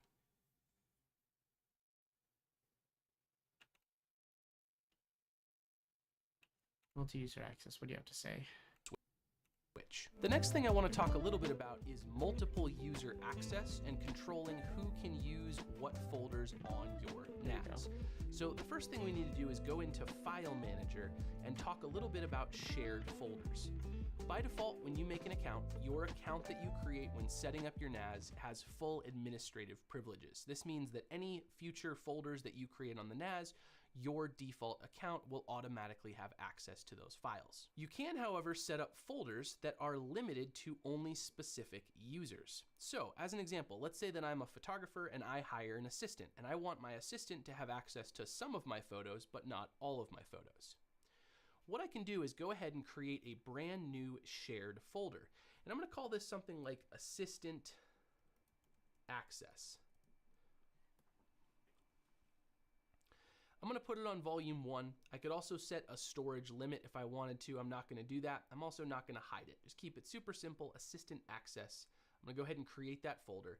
And you'll notice that by default, it shows my user account and it's giving me full read-write permissions. By default, again, the admin user will always have read-write permissions.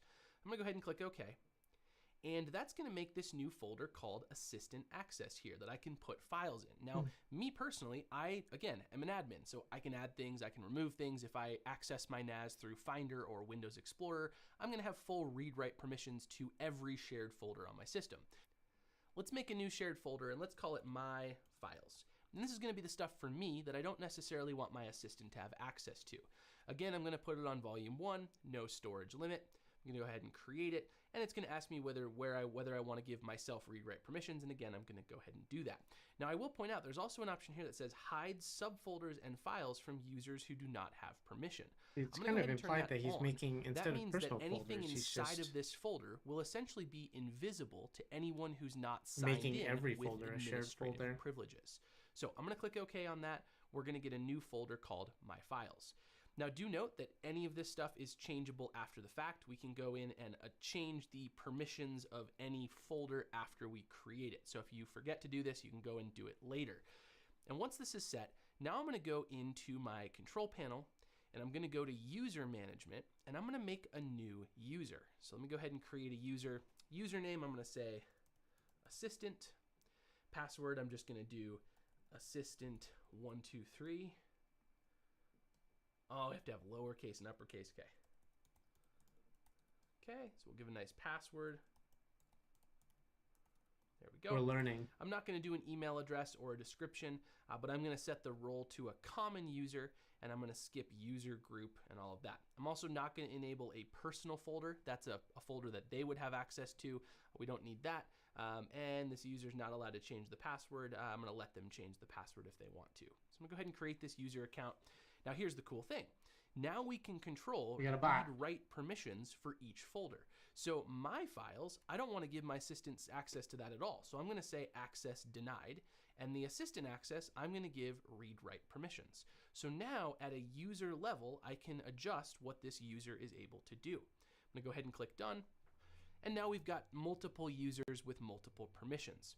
Now what this means is when someone does go to access the NAS, and say they're doing it through Windows Explorer or Finder on a Mac, and they go to Go on a Mac and connect to server, when it asks them to sign in, so when they go to, in this case, 10.0.11.6, or the name of the NAS like we looked at in the last video, when it asks them what they want to sign in as, I'm already signed in as the administrator. So I'm going to be able to access either one of these folders. If I go to my files, we can see, oh, there I am in my files. It works great. But if I was signed in with the assistant user account, it would not let me see what was inside of this shared folder. And that's really one of the main powers of a NAS, is that you can share files, share folders with other people, but it gives you full access control over who can see. I think I have a fundamental misunderstanding of what personal folders are meant for. Like, why do these exist then?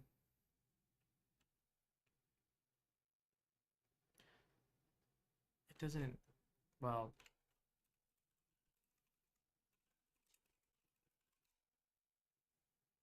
they're just not like a good place that explains how you should be using these. These folders are usually located, blah, blah, blah, add their own folders and files. Moving a folder directly from personal to shared might not be possible. This is like AI guesswork. Okay, off to Reddit.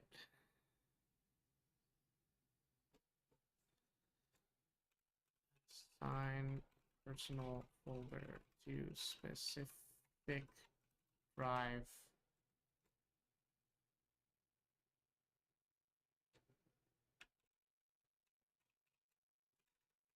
The volume probably is the better term. Volume of personal folders. Yeah, so this person, you select the volume when you enable the folder. Although testing it just now, I'm surprised it's not listed under properties when right-clicking like other folders. I'm gonna check on the app. Hold on, I'm gonna go on my phone. I'm gonna check it on the app just to double check that there's not a way in there that's not really clear on the web version. Because it says under personal folder management, it shows volume in both app and web GUI. So let me log in as the admin.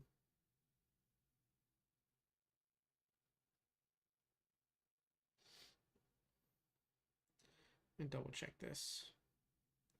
That means I'd have to disable and re-enable on what drive it's going to be, which is also kind of annoying.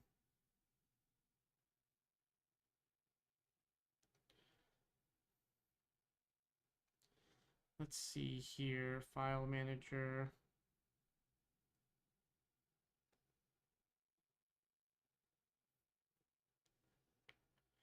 I think that'll be the case, but then how do I copy these?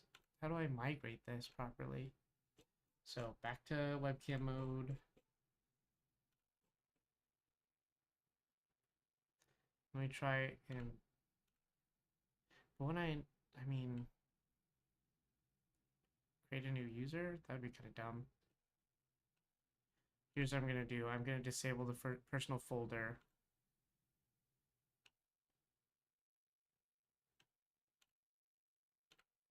On all of these right now. Hopefully that doesn't erase. I mean, that I don't think any of those have data written on them. And then let me also just clear. Let me just clear everything like this.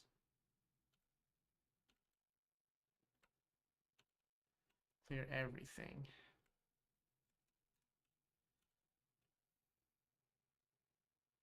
Volume 1, the only personal folder is the person who has all the data.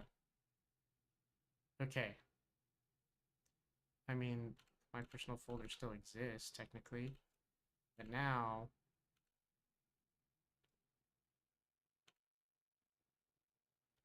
when I re-enable...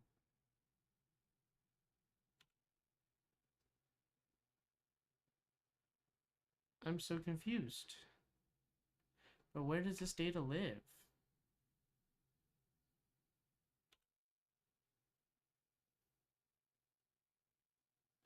I'm gonna SSH in a server and figure out where that data lives. And see if I can move it.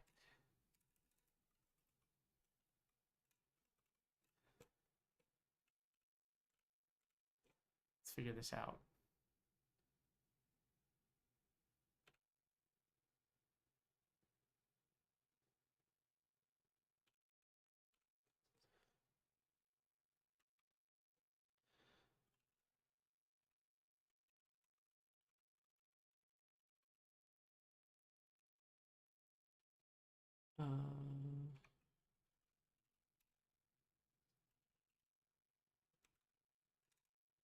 Oh, okay, and then I need to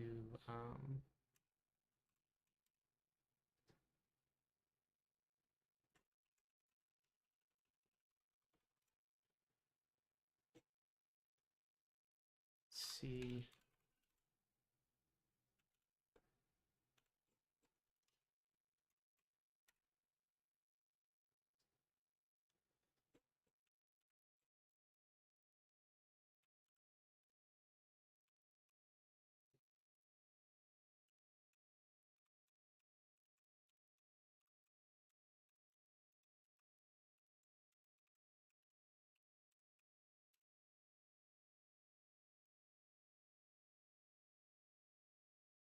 Password is it asking for? And is it case sensitive for the user? So if that's the case, then this should just work. Ah, there we go.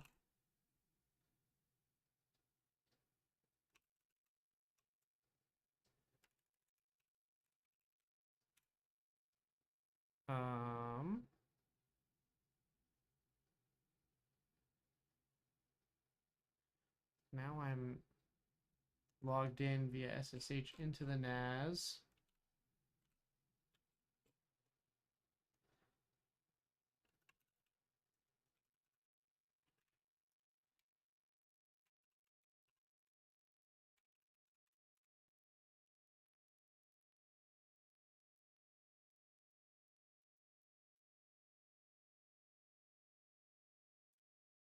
Nope.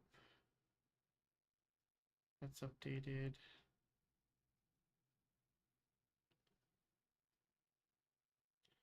File manager.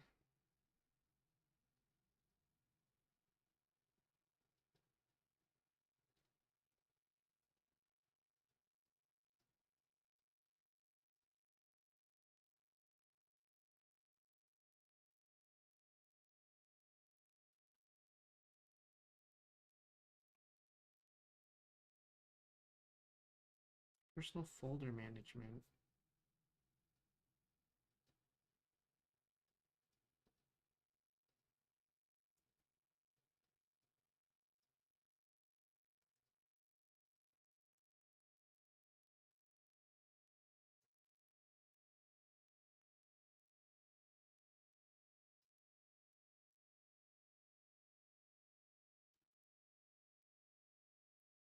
So I guess what the case is then is that personal folders just can't be assigned to a certain volume, only all of them, but not on an individual basis. And I find that extremely confusing, why they just don't let you have that sort of control.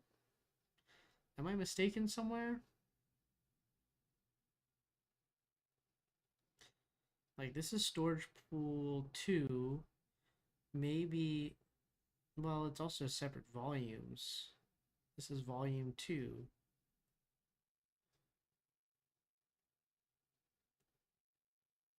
Volume usage. Volume 1 has personal folders.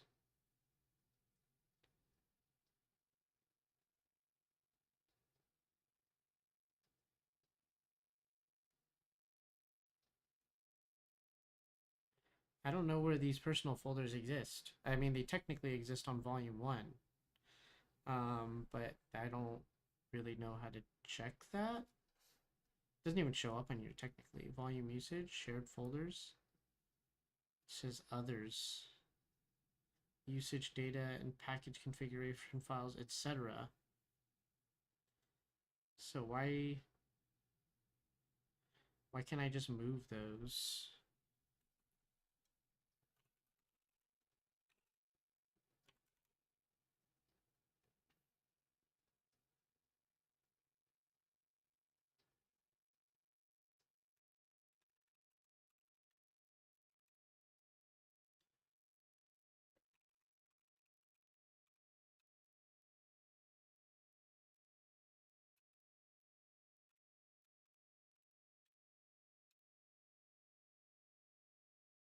I could technically move it in SSH. I don't know if that'll break anything though.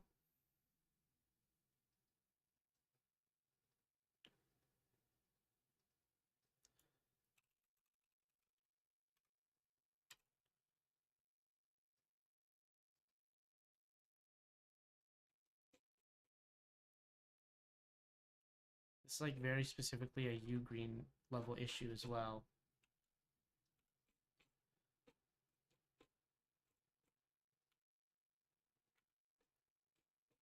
Okay, this could be logged out of as well.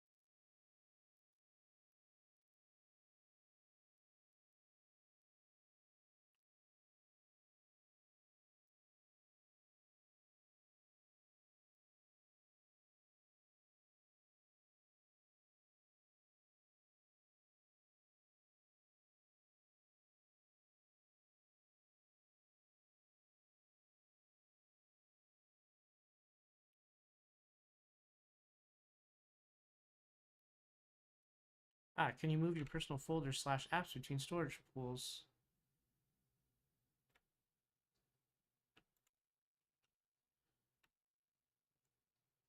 You might have to like freaking ask somebody on Reddit.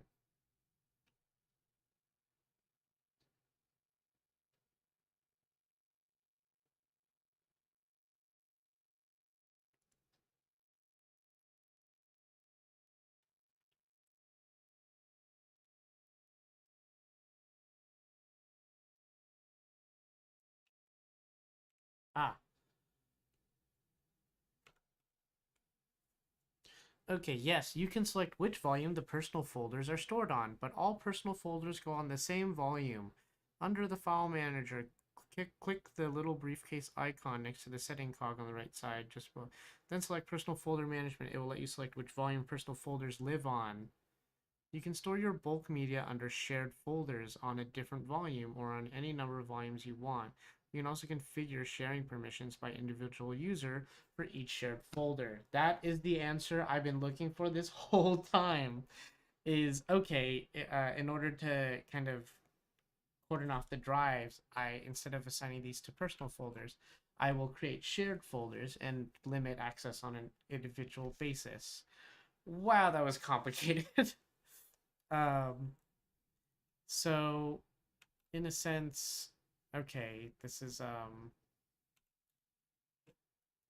really weird. I don't know why it's like that to begin with. That's kind of dumb. Personal folders should be able to be assigned to certain volumes. I really don't see why they can't or why they don't do that. But I'll create shared folders because that's what they want. This is on volume 2.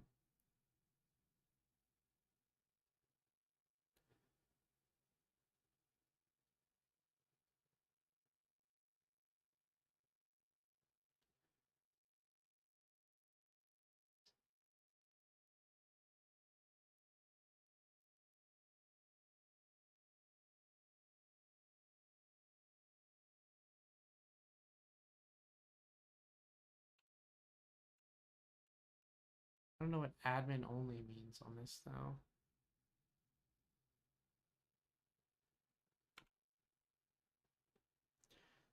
So the only person that has this is me.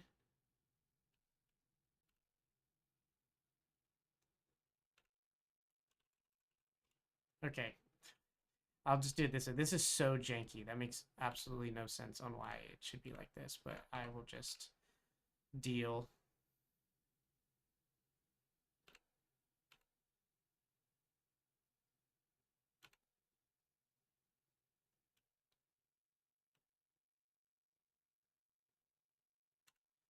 Yeah, the term, I think it's just that the term shared folders is and user folder is just not, it's like somewhere lost in translation. So now I need to copy over all of this stuff.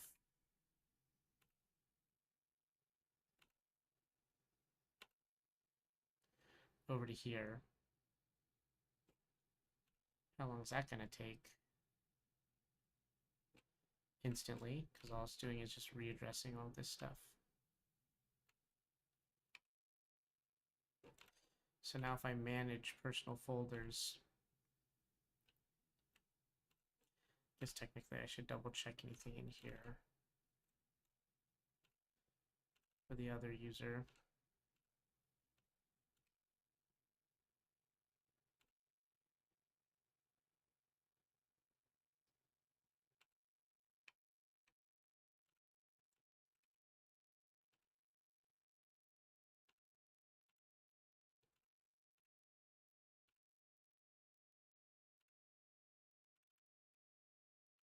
Yeah, alrighty.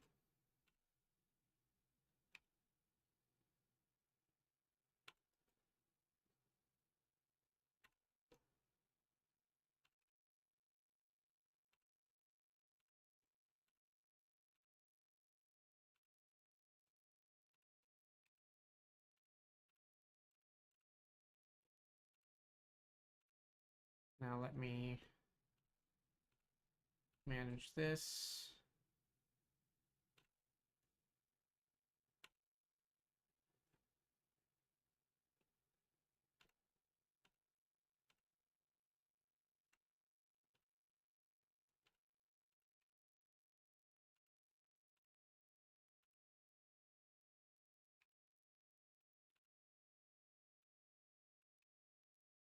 Guess I could just delete all of these.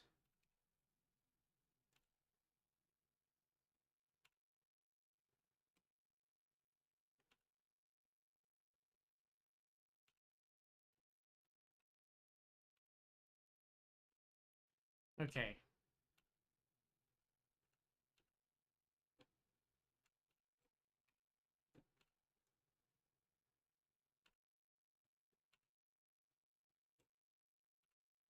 Shared folder management.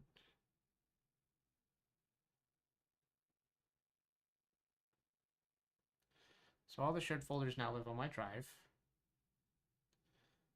including the one that's more of like kind of just loaning out some storage to my friend.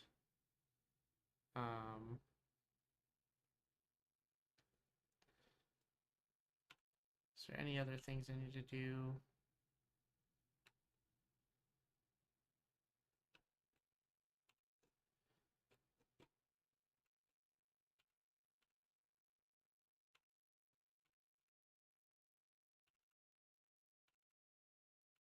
Yeah, I didn't have much here. Alrighty. We're here. We're finally here. We're finally able to do stuff.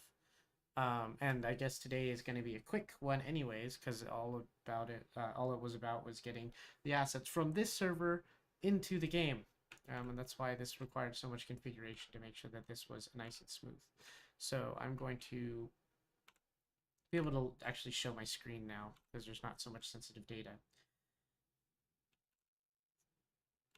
Because we logged into a user account. It's a lot more secure. So now I'm here. I have these files, the shared files here. We have our shared files. So there's probably a what is it, demo room somewhere.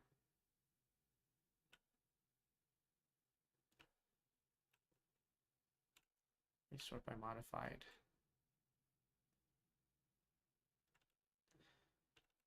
This is sort of more recent. Those are old. This says it's from July. Wait. Yeah, July. So these are old files.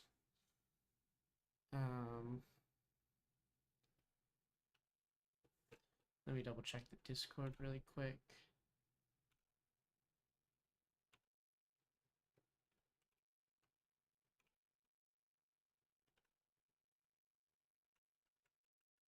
Check all this stuff.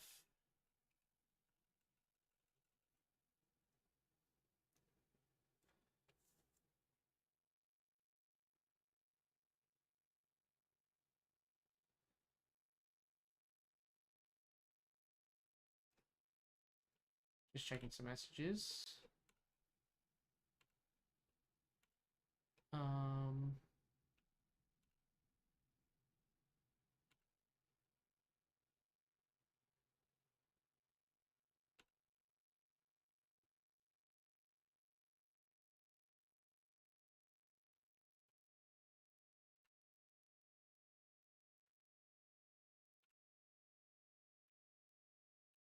Oh, I don't know where they actually uploaded this. But I guess I could leave this. If they put it...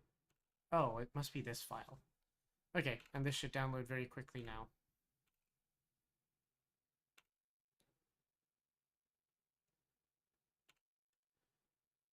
Okay, let's see how fast that downloads, actually.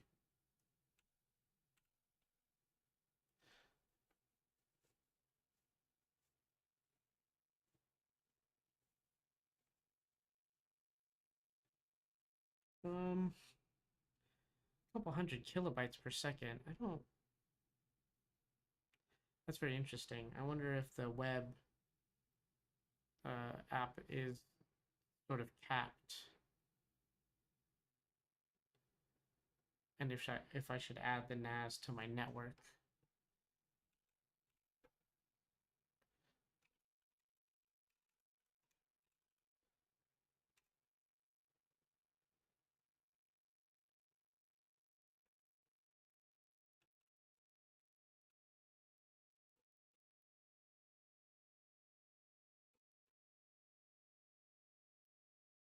Let's see here, if I open Dolphin.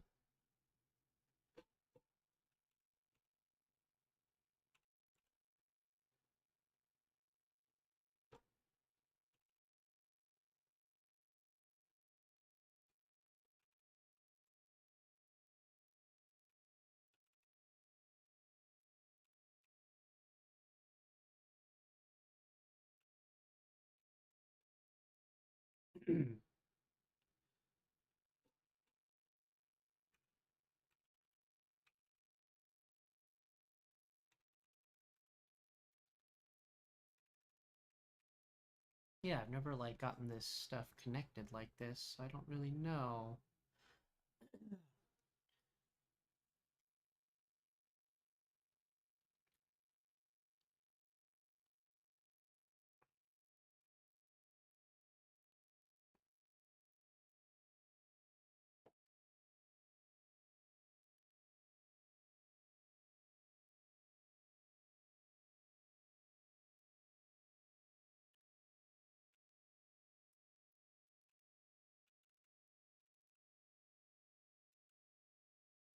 I'm gonna learn how to add this so that doesn't have to be... I think the fact that it's drawing through the web app is capping its transfer speed, so...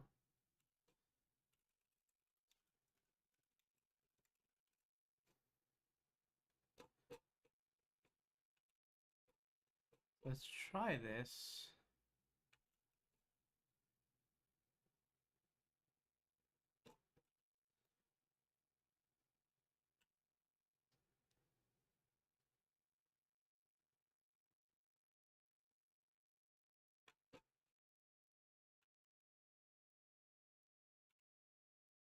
Add entry.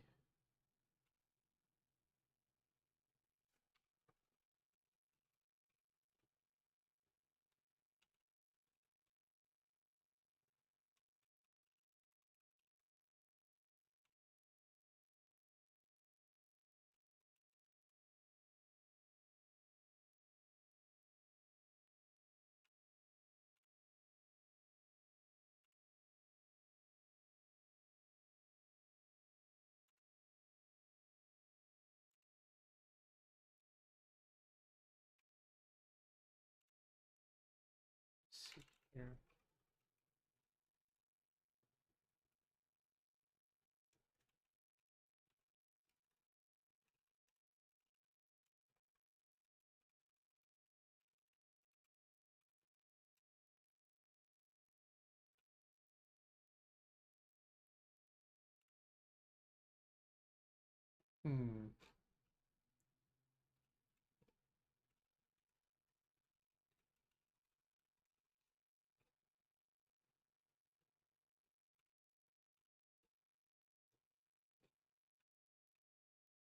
Here we go.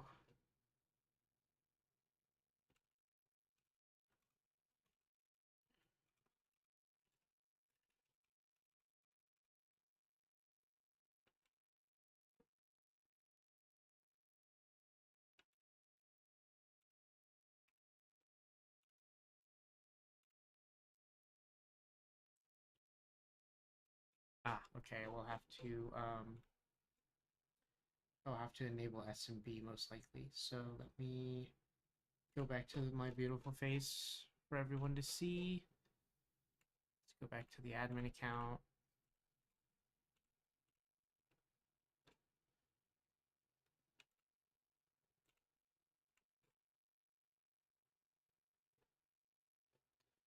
Then control panel.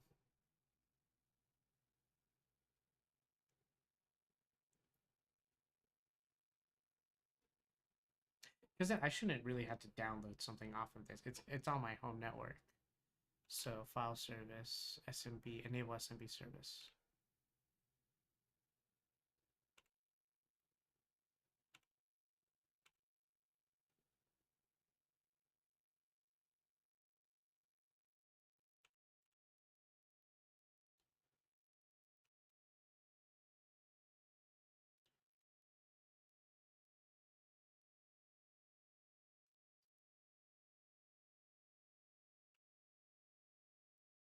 I think that's it.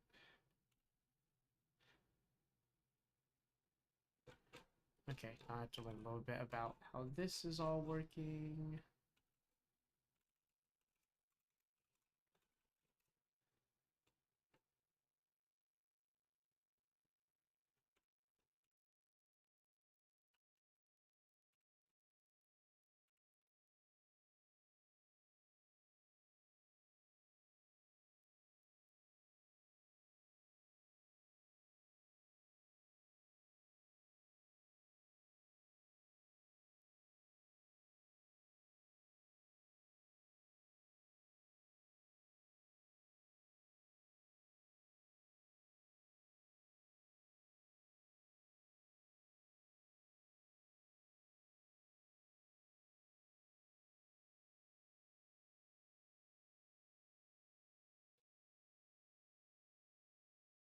Alright, I'm gonna leave that the defaults.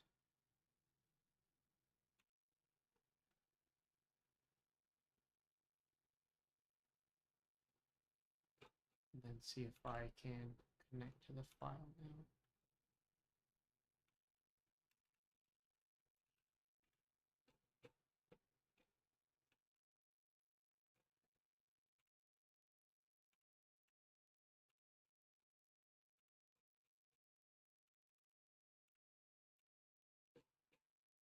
Oh, holy cow, we're in. I'll probably have to set up FTP and stuff like that. And rsync would be a good idea at some point. But that's all I need right now. So if I minimize this, I could show you my file manager that we've got access to the files. I mean, I've got what do I got here? Some stuff for GDC and whatnot. That's great. That's super cool. So that's in here. Now I could go in here, and I just have access to this file. And I could copy and paste that to my primary drive, etc. Now I don't have to download through the web portal. So that was going on right here. And that took forever. So now I could just log out of this. Should I just log out? I'll just close it. Maybe it'll keep me logged in. I think it said not to. Whew. Alright, let's make some video games. Oh my goodness. So if I go here, I'm going to do 45 minutes of game development after 2.5 hours of sysadmin stuff. When I go to demo room, let's open the demo room scene here, and this room is like all extra stuff other than the floor. This is kind of placeholder content. So I'm going to grab the other file that we just got here, and we'll get right to putting that into the game and seeing what all that looks like. So let me put this up here. Can I actually drag this to this workspace?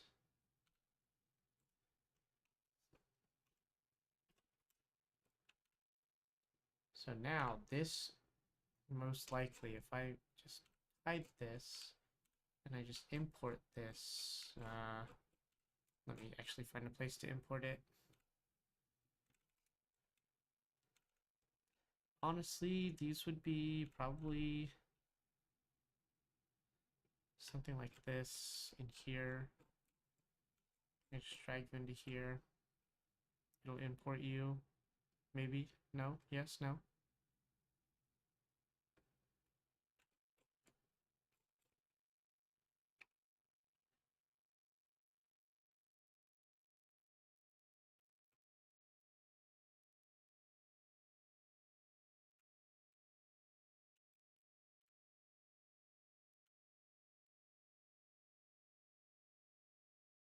Is it just taking a long time? Hold on. I guess I should take the one for my downloads to see really quick.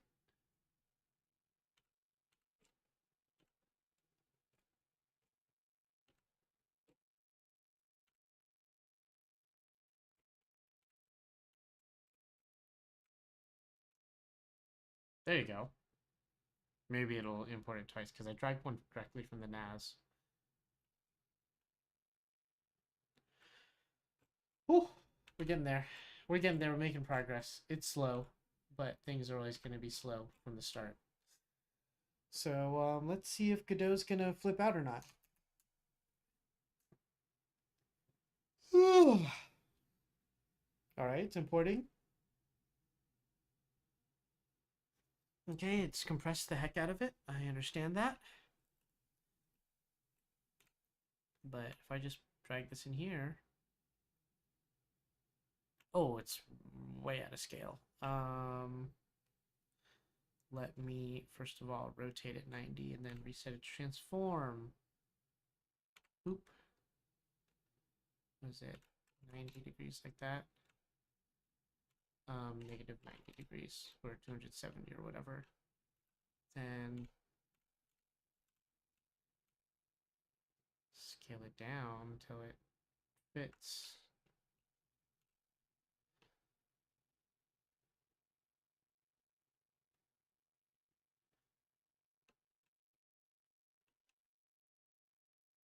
There we go. That looks good. There's a bit of a wall clipping thing going on there. But this is definitely a bit of a change. But yeah, this is let me now place the NPC where they ought to be over here. And maybe the player can be placed a little bit. There's going to be some minor like placement things. Also, I can move the individual objects as well here. Well, this is the wrong thing, so delete that because now we have a new room.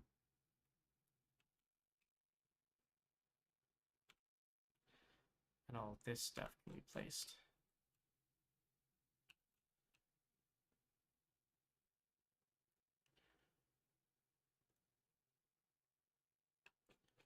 I'm going to run this really quick to see if it'll look this way.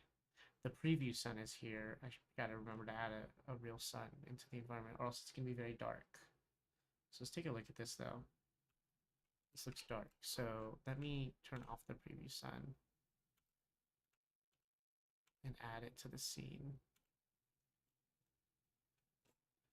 Now things are much, much brighter. I think all scenes need the preview sun re-added then, if they haven't been already.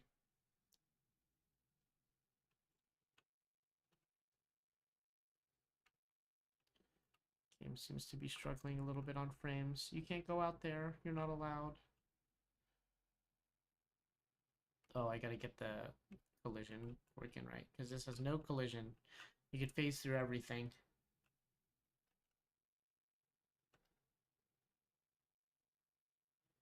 Yeah, alright. So we're getting like a sort of general feel for the room. I'll probably scoot this table back. Obviously this zone for the 3D printer is going to change quite a bit. What else? Yeah, just like a few other things. And then just a refinement, this is like a first draft blockout. I think I'll spend the next half an hour kind of arranging the furniture and maybe working on one actually detailed object. Yeah, I think that'll be the case. Sometime this week, a real quest is going to be the water shaders. But basically everything here in this model will need to go over like a more detailed pass.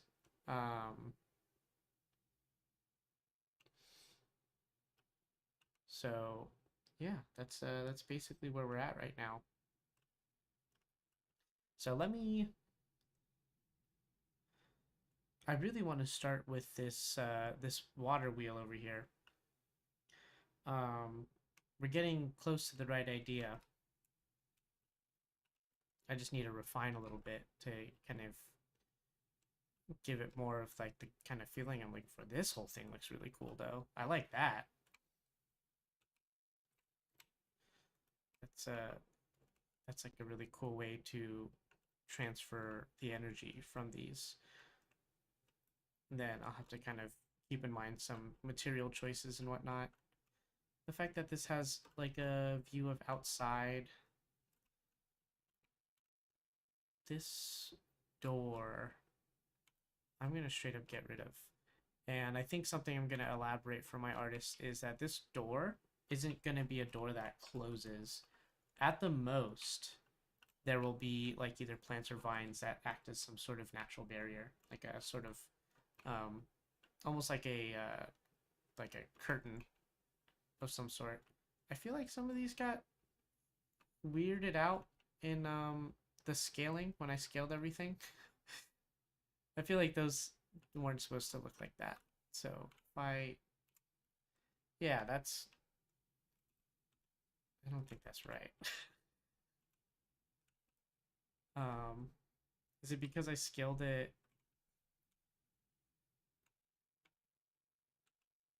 locally instead of globally? All right, let me check these really quick. Let me go back to before I scaled it. No, these scales. Oh, the rotations and stuff weren't applied. Okay, I'm gonna message. I'm gonna message my what's it called? My team really quick. So let me double check here.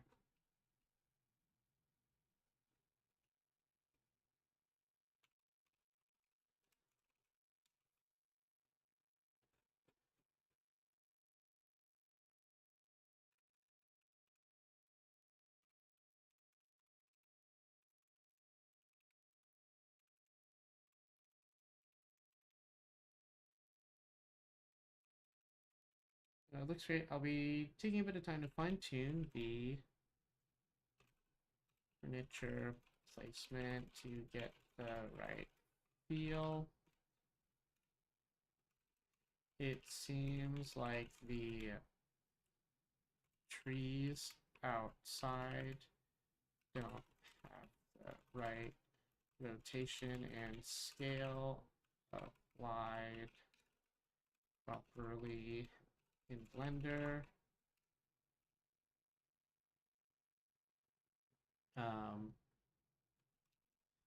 But now the storage server is back online, so we can upload / download any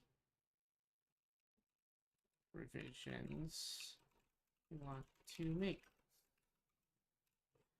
I also want to check, I know that we were done doing server management stuff, but I do want to check, whether it's being rate limited on my network. So let me just double check that really quick. Because obviously, since I'm serving out data, its upload speed should just be uncapped. So with this object, is there a way for me to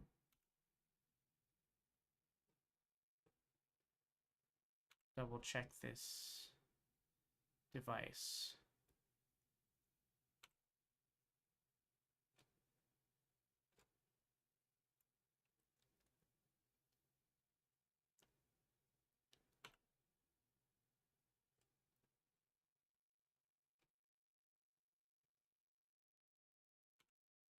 So just double check this.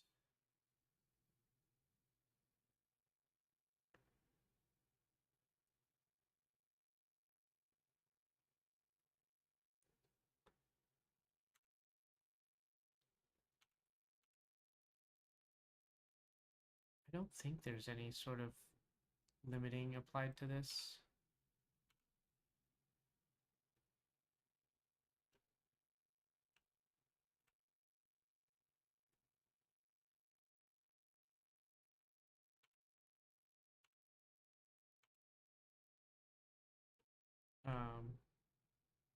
Yeah, it's going to be serving data.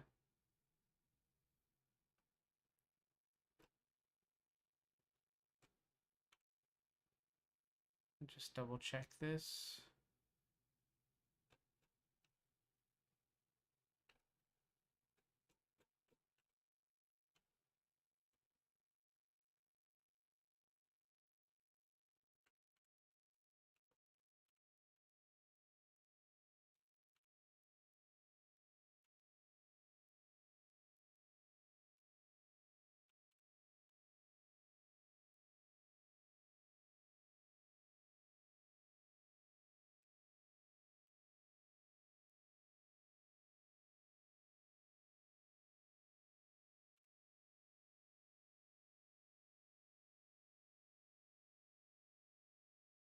Then I'll also want to check to make sure that data is only ever coming out of this server in the ways that we want it to.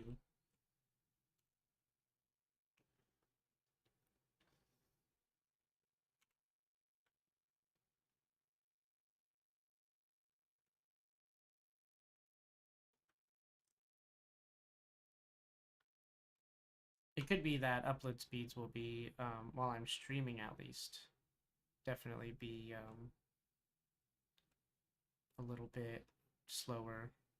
I mean, already Twitch RTMP services are just going to be taking up a lot of upload bandwidth.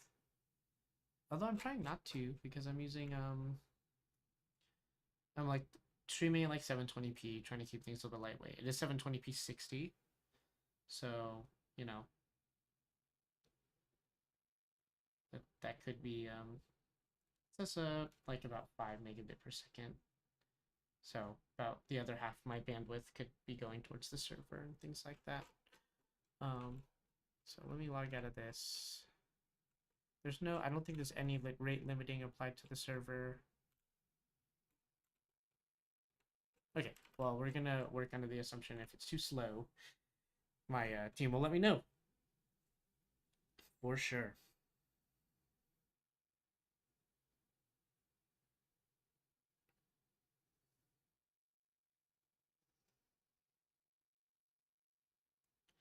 Alrighty. Back to art, back to video games. Got 30 minutes. I just want to work on refining this water wheel design. That's literally all I want to do. And I want to make it even simpler. I want to make it more inviting and cozy. So let's just do something as simple as that. And then substitute it in. I think it's this. Is there a subscene for generator? Click on it and just find it.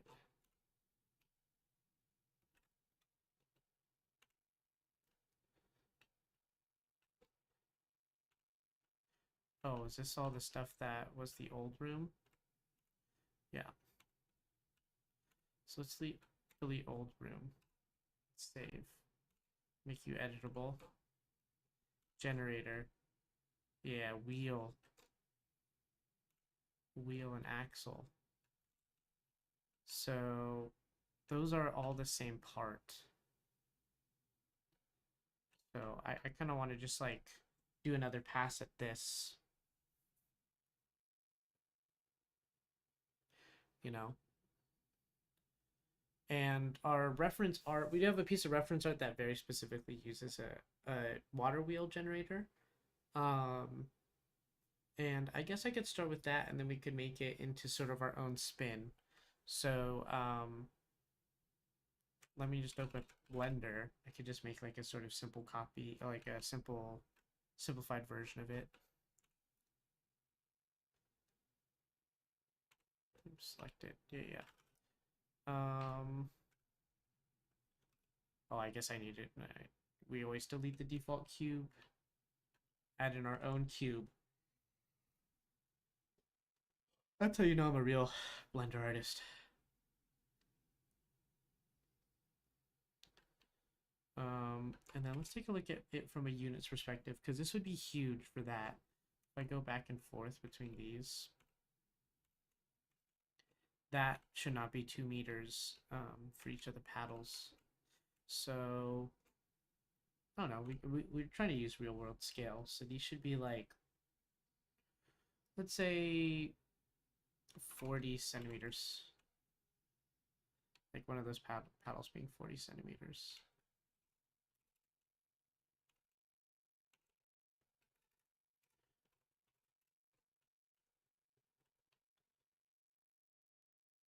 And then let's do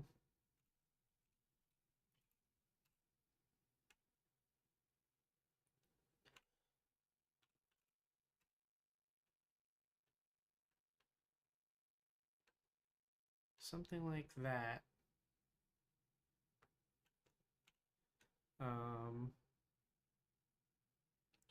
Is there a better way to do this? There might be a better way to do this actually.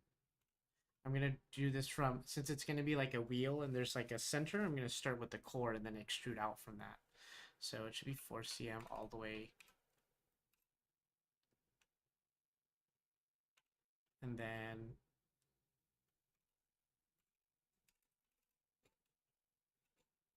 something like that. Maybe 35 centimeters. Cool. So let me save this.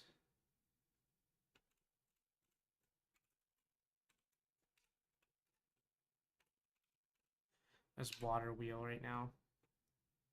Is there any spaces that I put in that on accident? I could even animate it, I guess. So let's edit this and quite literally just, can I extrude this out from all sides? If I extrude,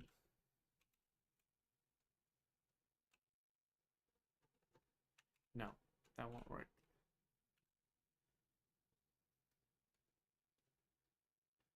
So now this is going to go out.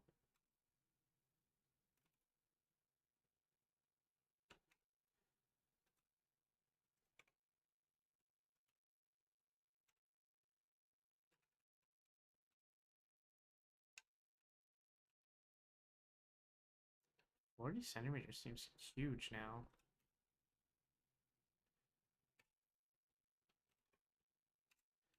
Okay, 20. Let's do 20 for now.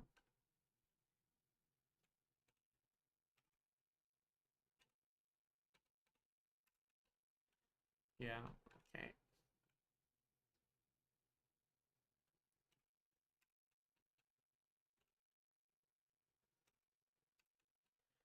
So that, and then I want to bevel all the edges basically. All the kind of outer facing edges. So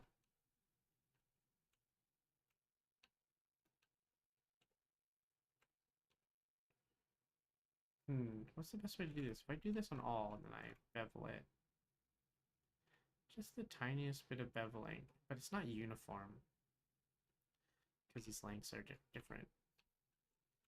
So if I do like these two plus these two, these deserve a different amount of beveling.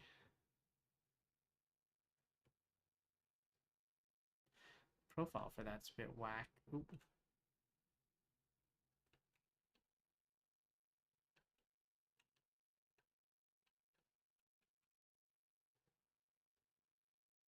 Maybe I should make it round. Ooh.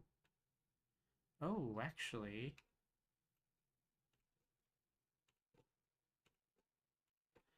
Anything with sharp corners, basically. I'm trying to make more cozy, so let's make these round. I am wondering why it stays so flat, though. Why that bevel doesn't seem to be even.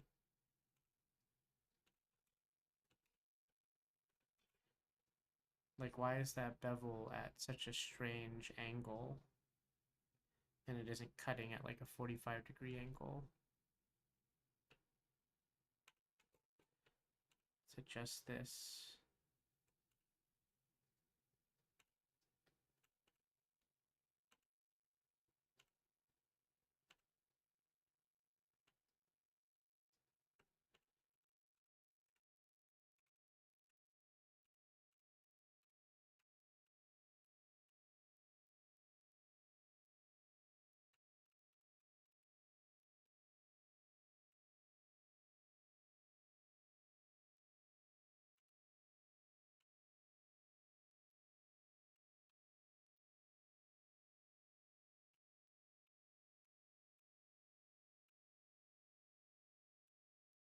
Very strange how this is working out.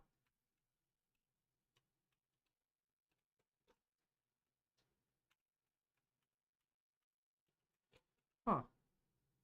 Yeah, why is that bevel not, like, basically cutting in at a 45-degree angle? Why is it cutting at such a weird angle? Is there a way to rotate the bevel? Or is the bevel not the right tool? Cut into selected items at an angle to create a bevel or chamfer. Yeah, I want to create like a 45-degree chamfer on this guy. But that is not 45 degrees, and I have no idea why. So to Google it is. Let's go over here.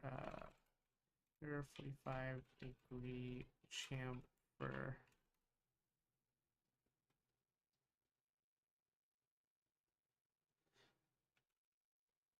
Maybe not a chamfer, but cool. Go back here and make sure that OBS follows me around.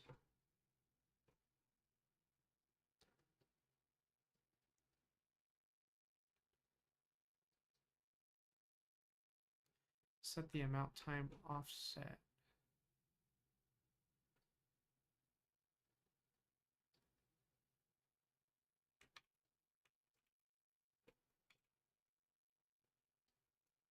Yeah, this is like strange that it's not like that, but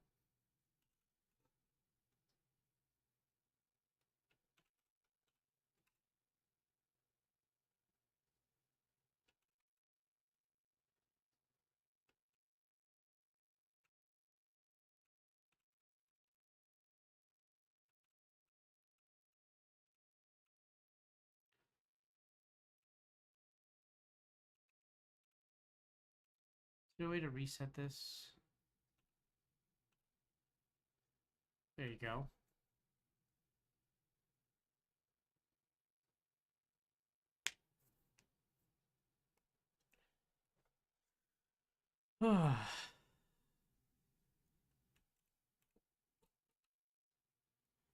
Why is this angle? Bevel angle shallow.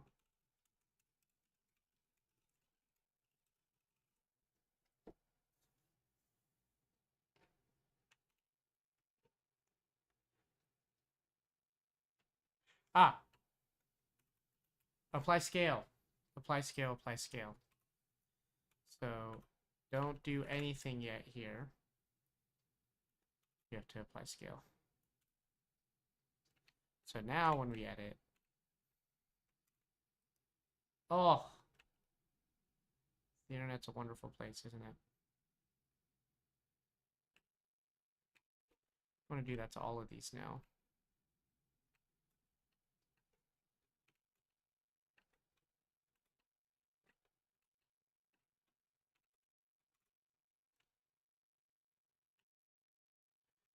And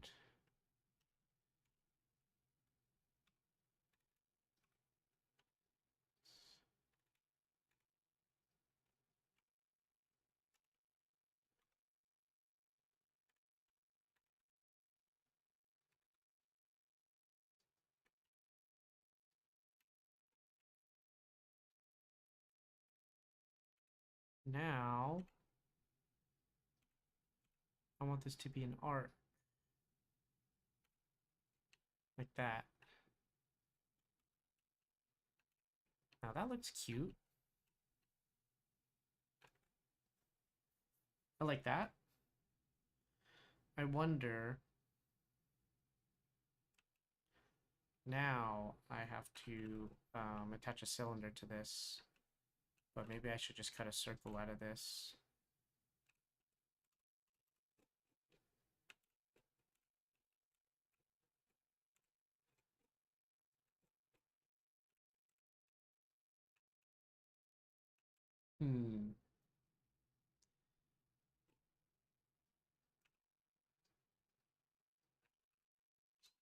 Circle.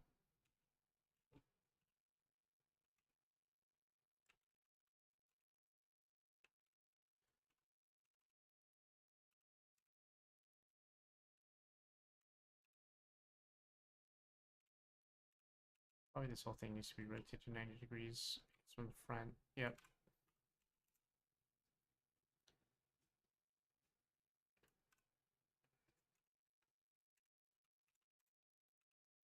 I don't want it to face like that.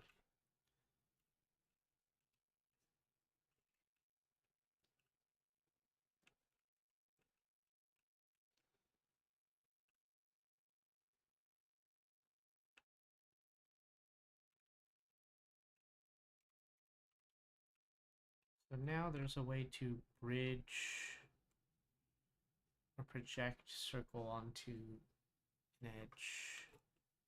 Lots of Googling happening today. Circle onto face.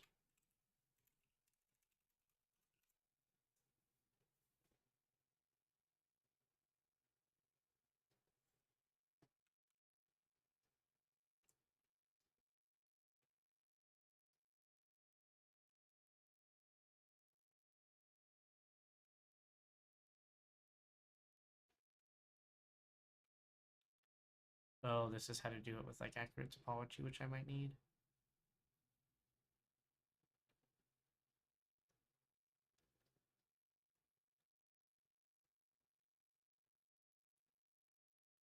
Loop tools.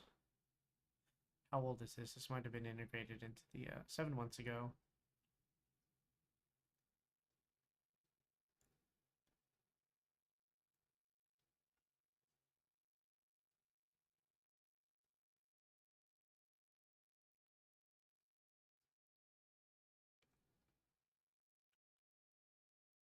Create 2 loop cuts.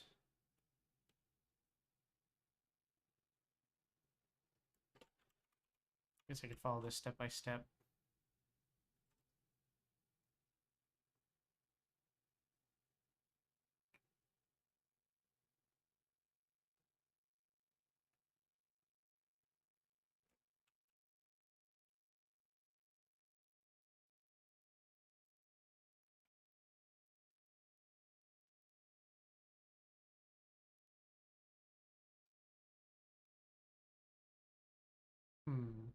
like a topology mess, isn't it? Trying to put literally a circular peg, or like turning a square into a circle. So maybe this circle isn't necessarily needed. Oh, so let's just look at this.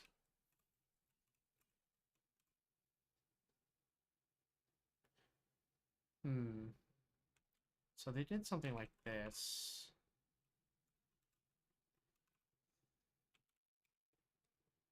And then I'll just follow this step by step. Select the intersection of the two loop cuts and press Control Shift B to bevel the vertex. Okay. If I select this, Control Shift B to bevel this vertex. Okay. Oops. In the dialog box on the bottom left, change the segment counts to 2 and the shape value to 0.09. Segment counts to 2.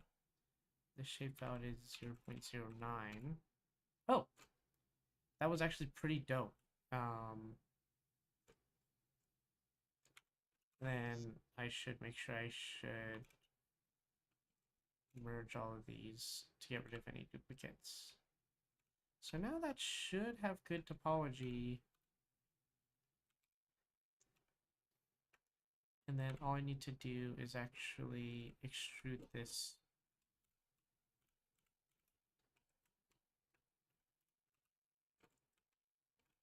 Extrude along the x-axis. I don't know, this could go 1 meter. Maybe that should be shorter.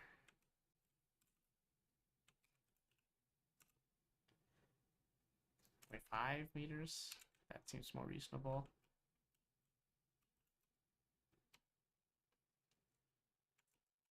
Yeah, this is cute.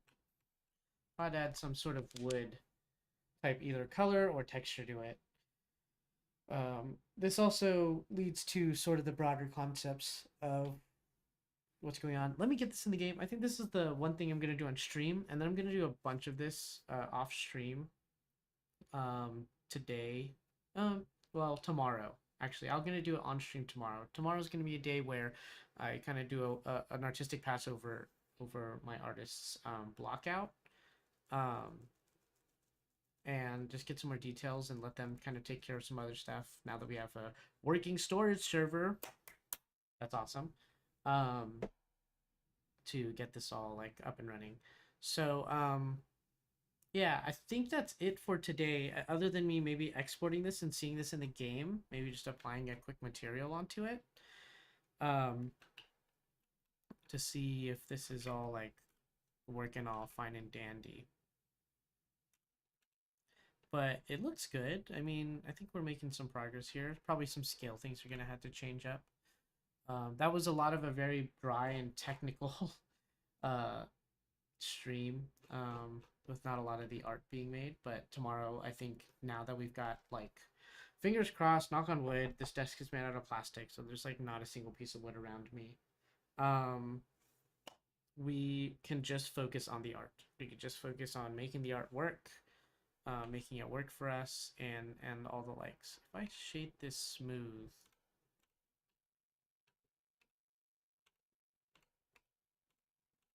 oh, that's not like shade auto smooth kind of looked better.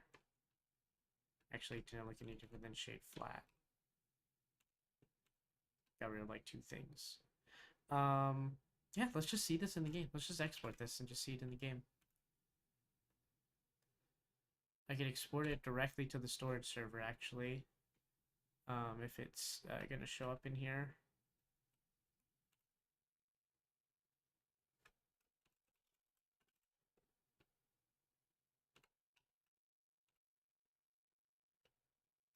Maybe not. I wonder how I can make that show up in here.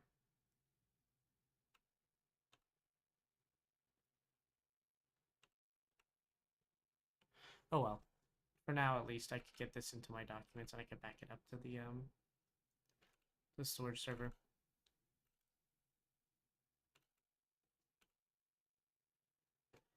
Let's give this a try, and then I'll wrap up because I also need to use the restroom. So the stream's gonna be started late, ended early. Not the most consistent right now, but yeah. Let's look at the game engine here.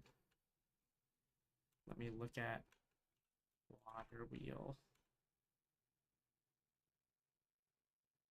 and let me make this a child of generator.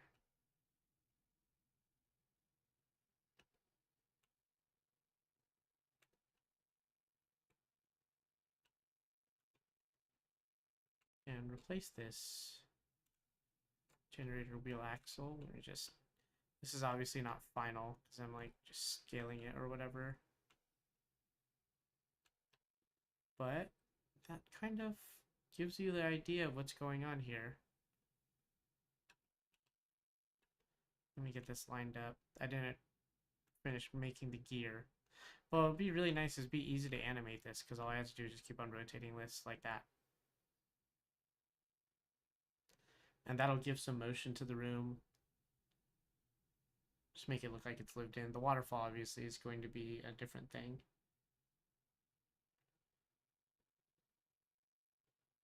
If I just applied a little wood texture to it,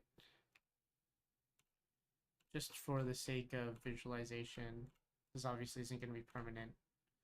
Let's just add a material. I'll have to like make a library of materials that we could use. But for now, let's just make it brown.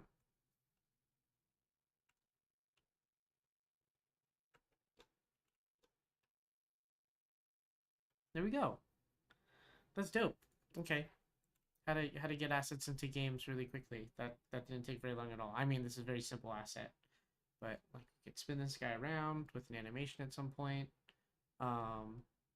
It kind of matches the aesthetic that we're going for with like trying to shave off rough edges, make things smooth, make things approachable, make things cozy and welcoming. So yeah, that's all I have time for today.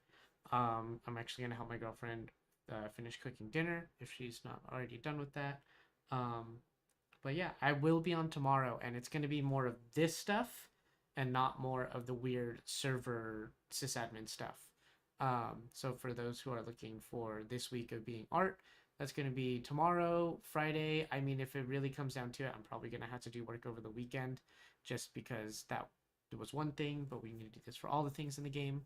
So yeah, thank you guys so much for tuning in. I guess if there is anybody tuned in. And that's going to be it for me today. Alrighty.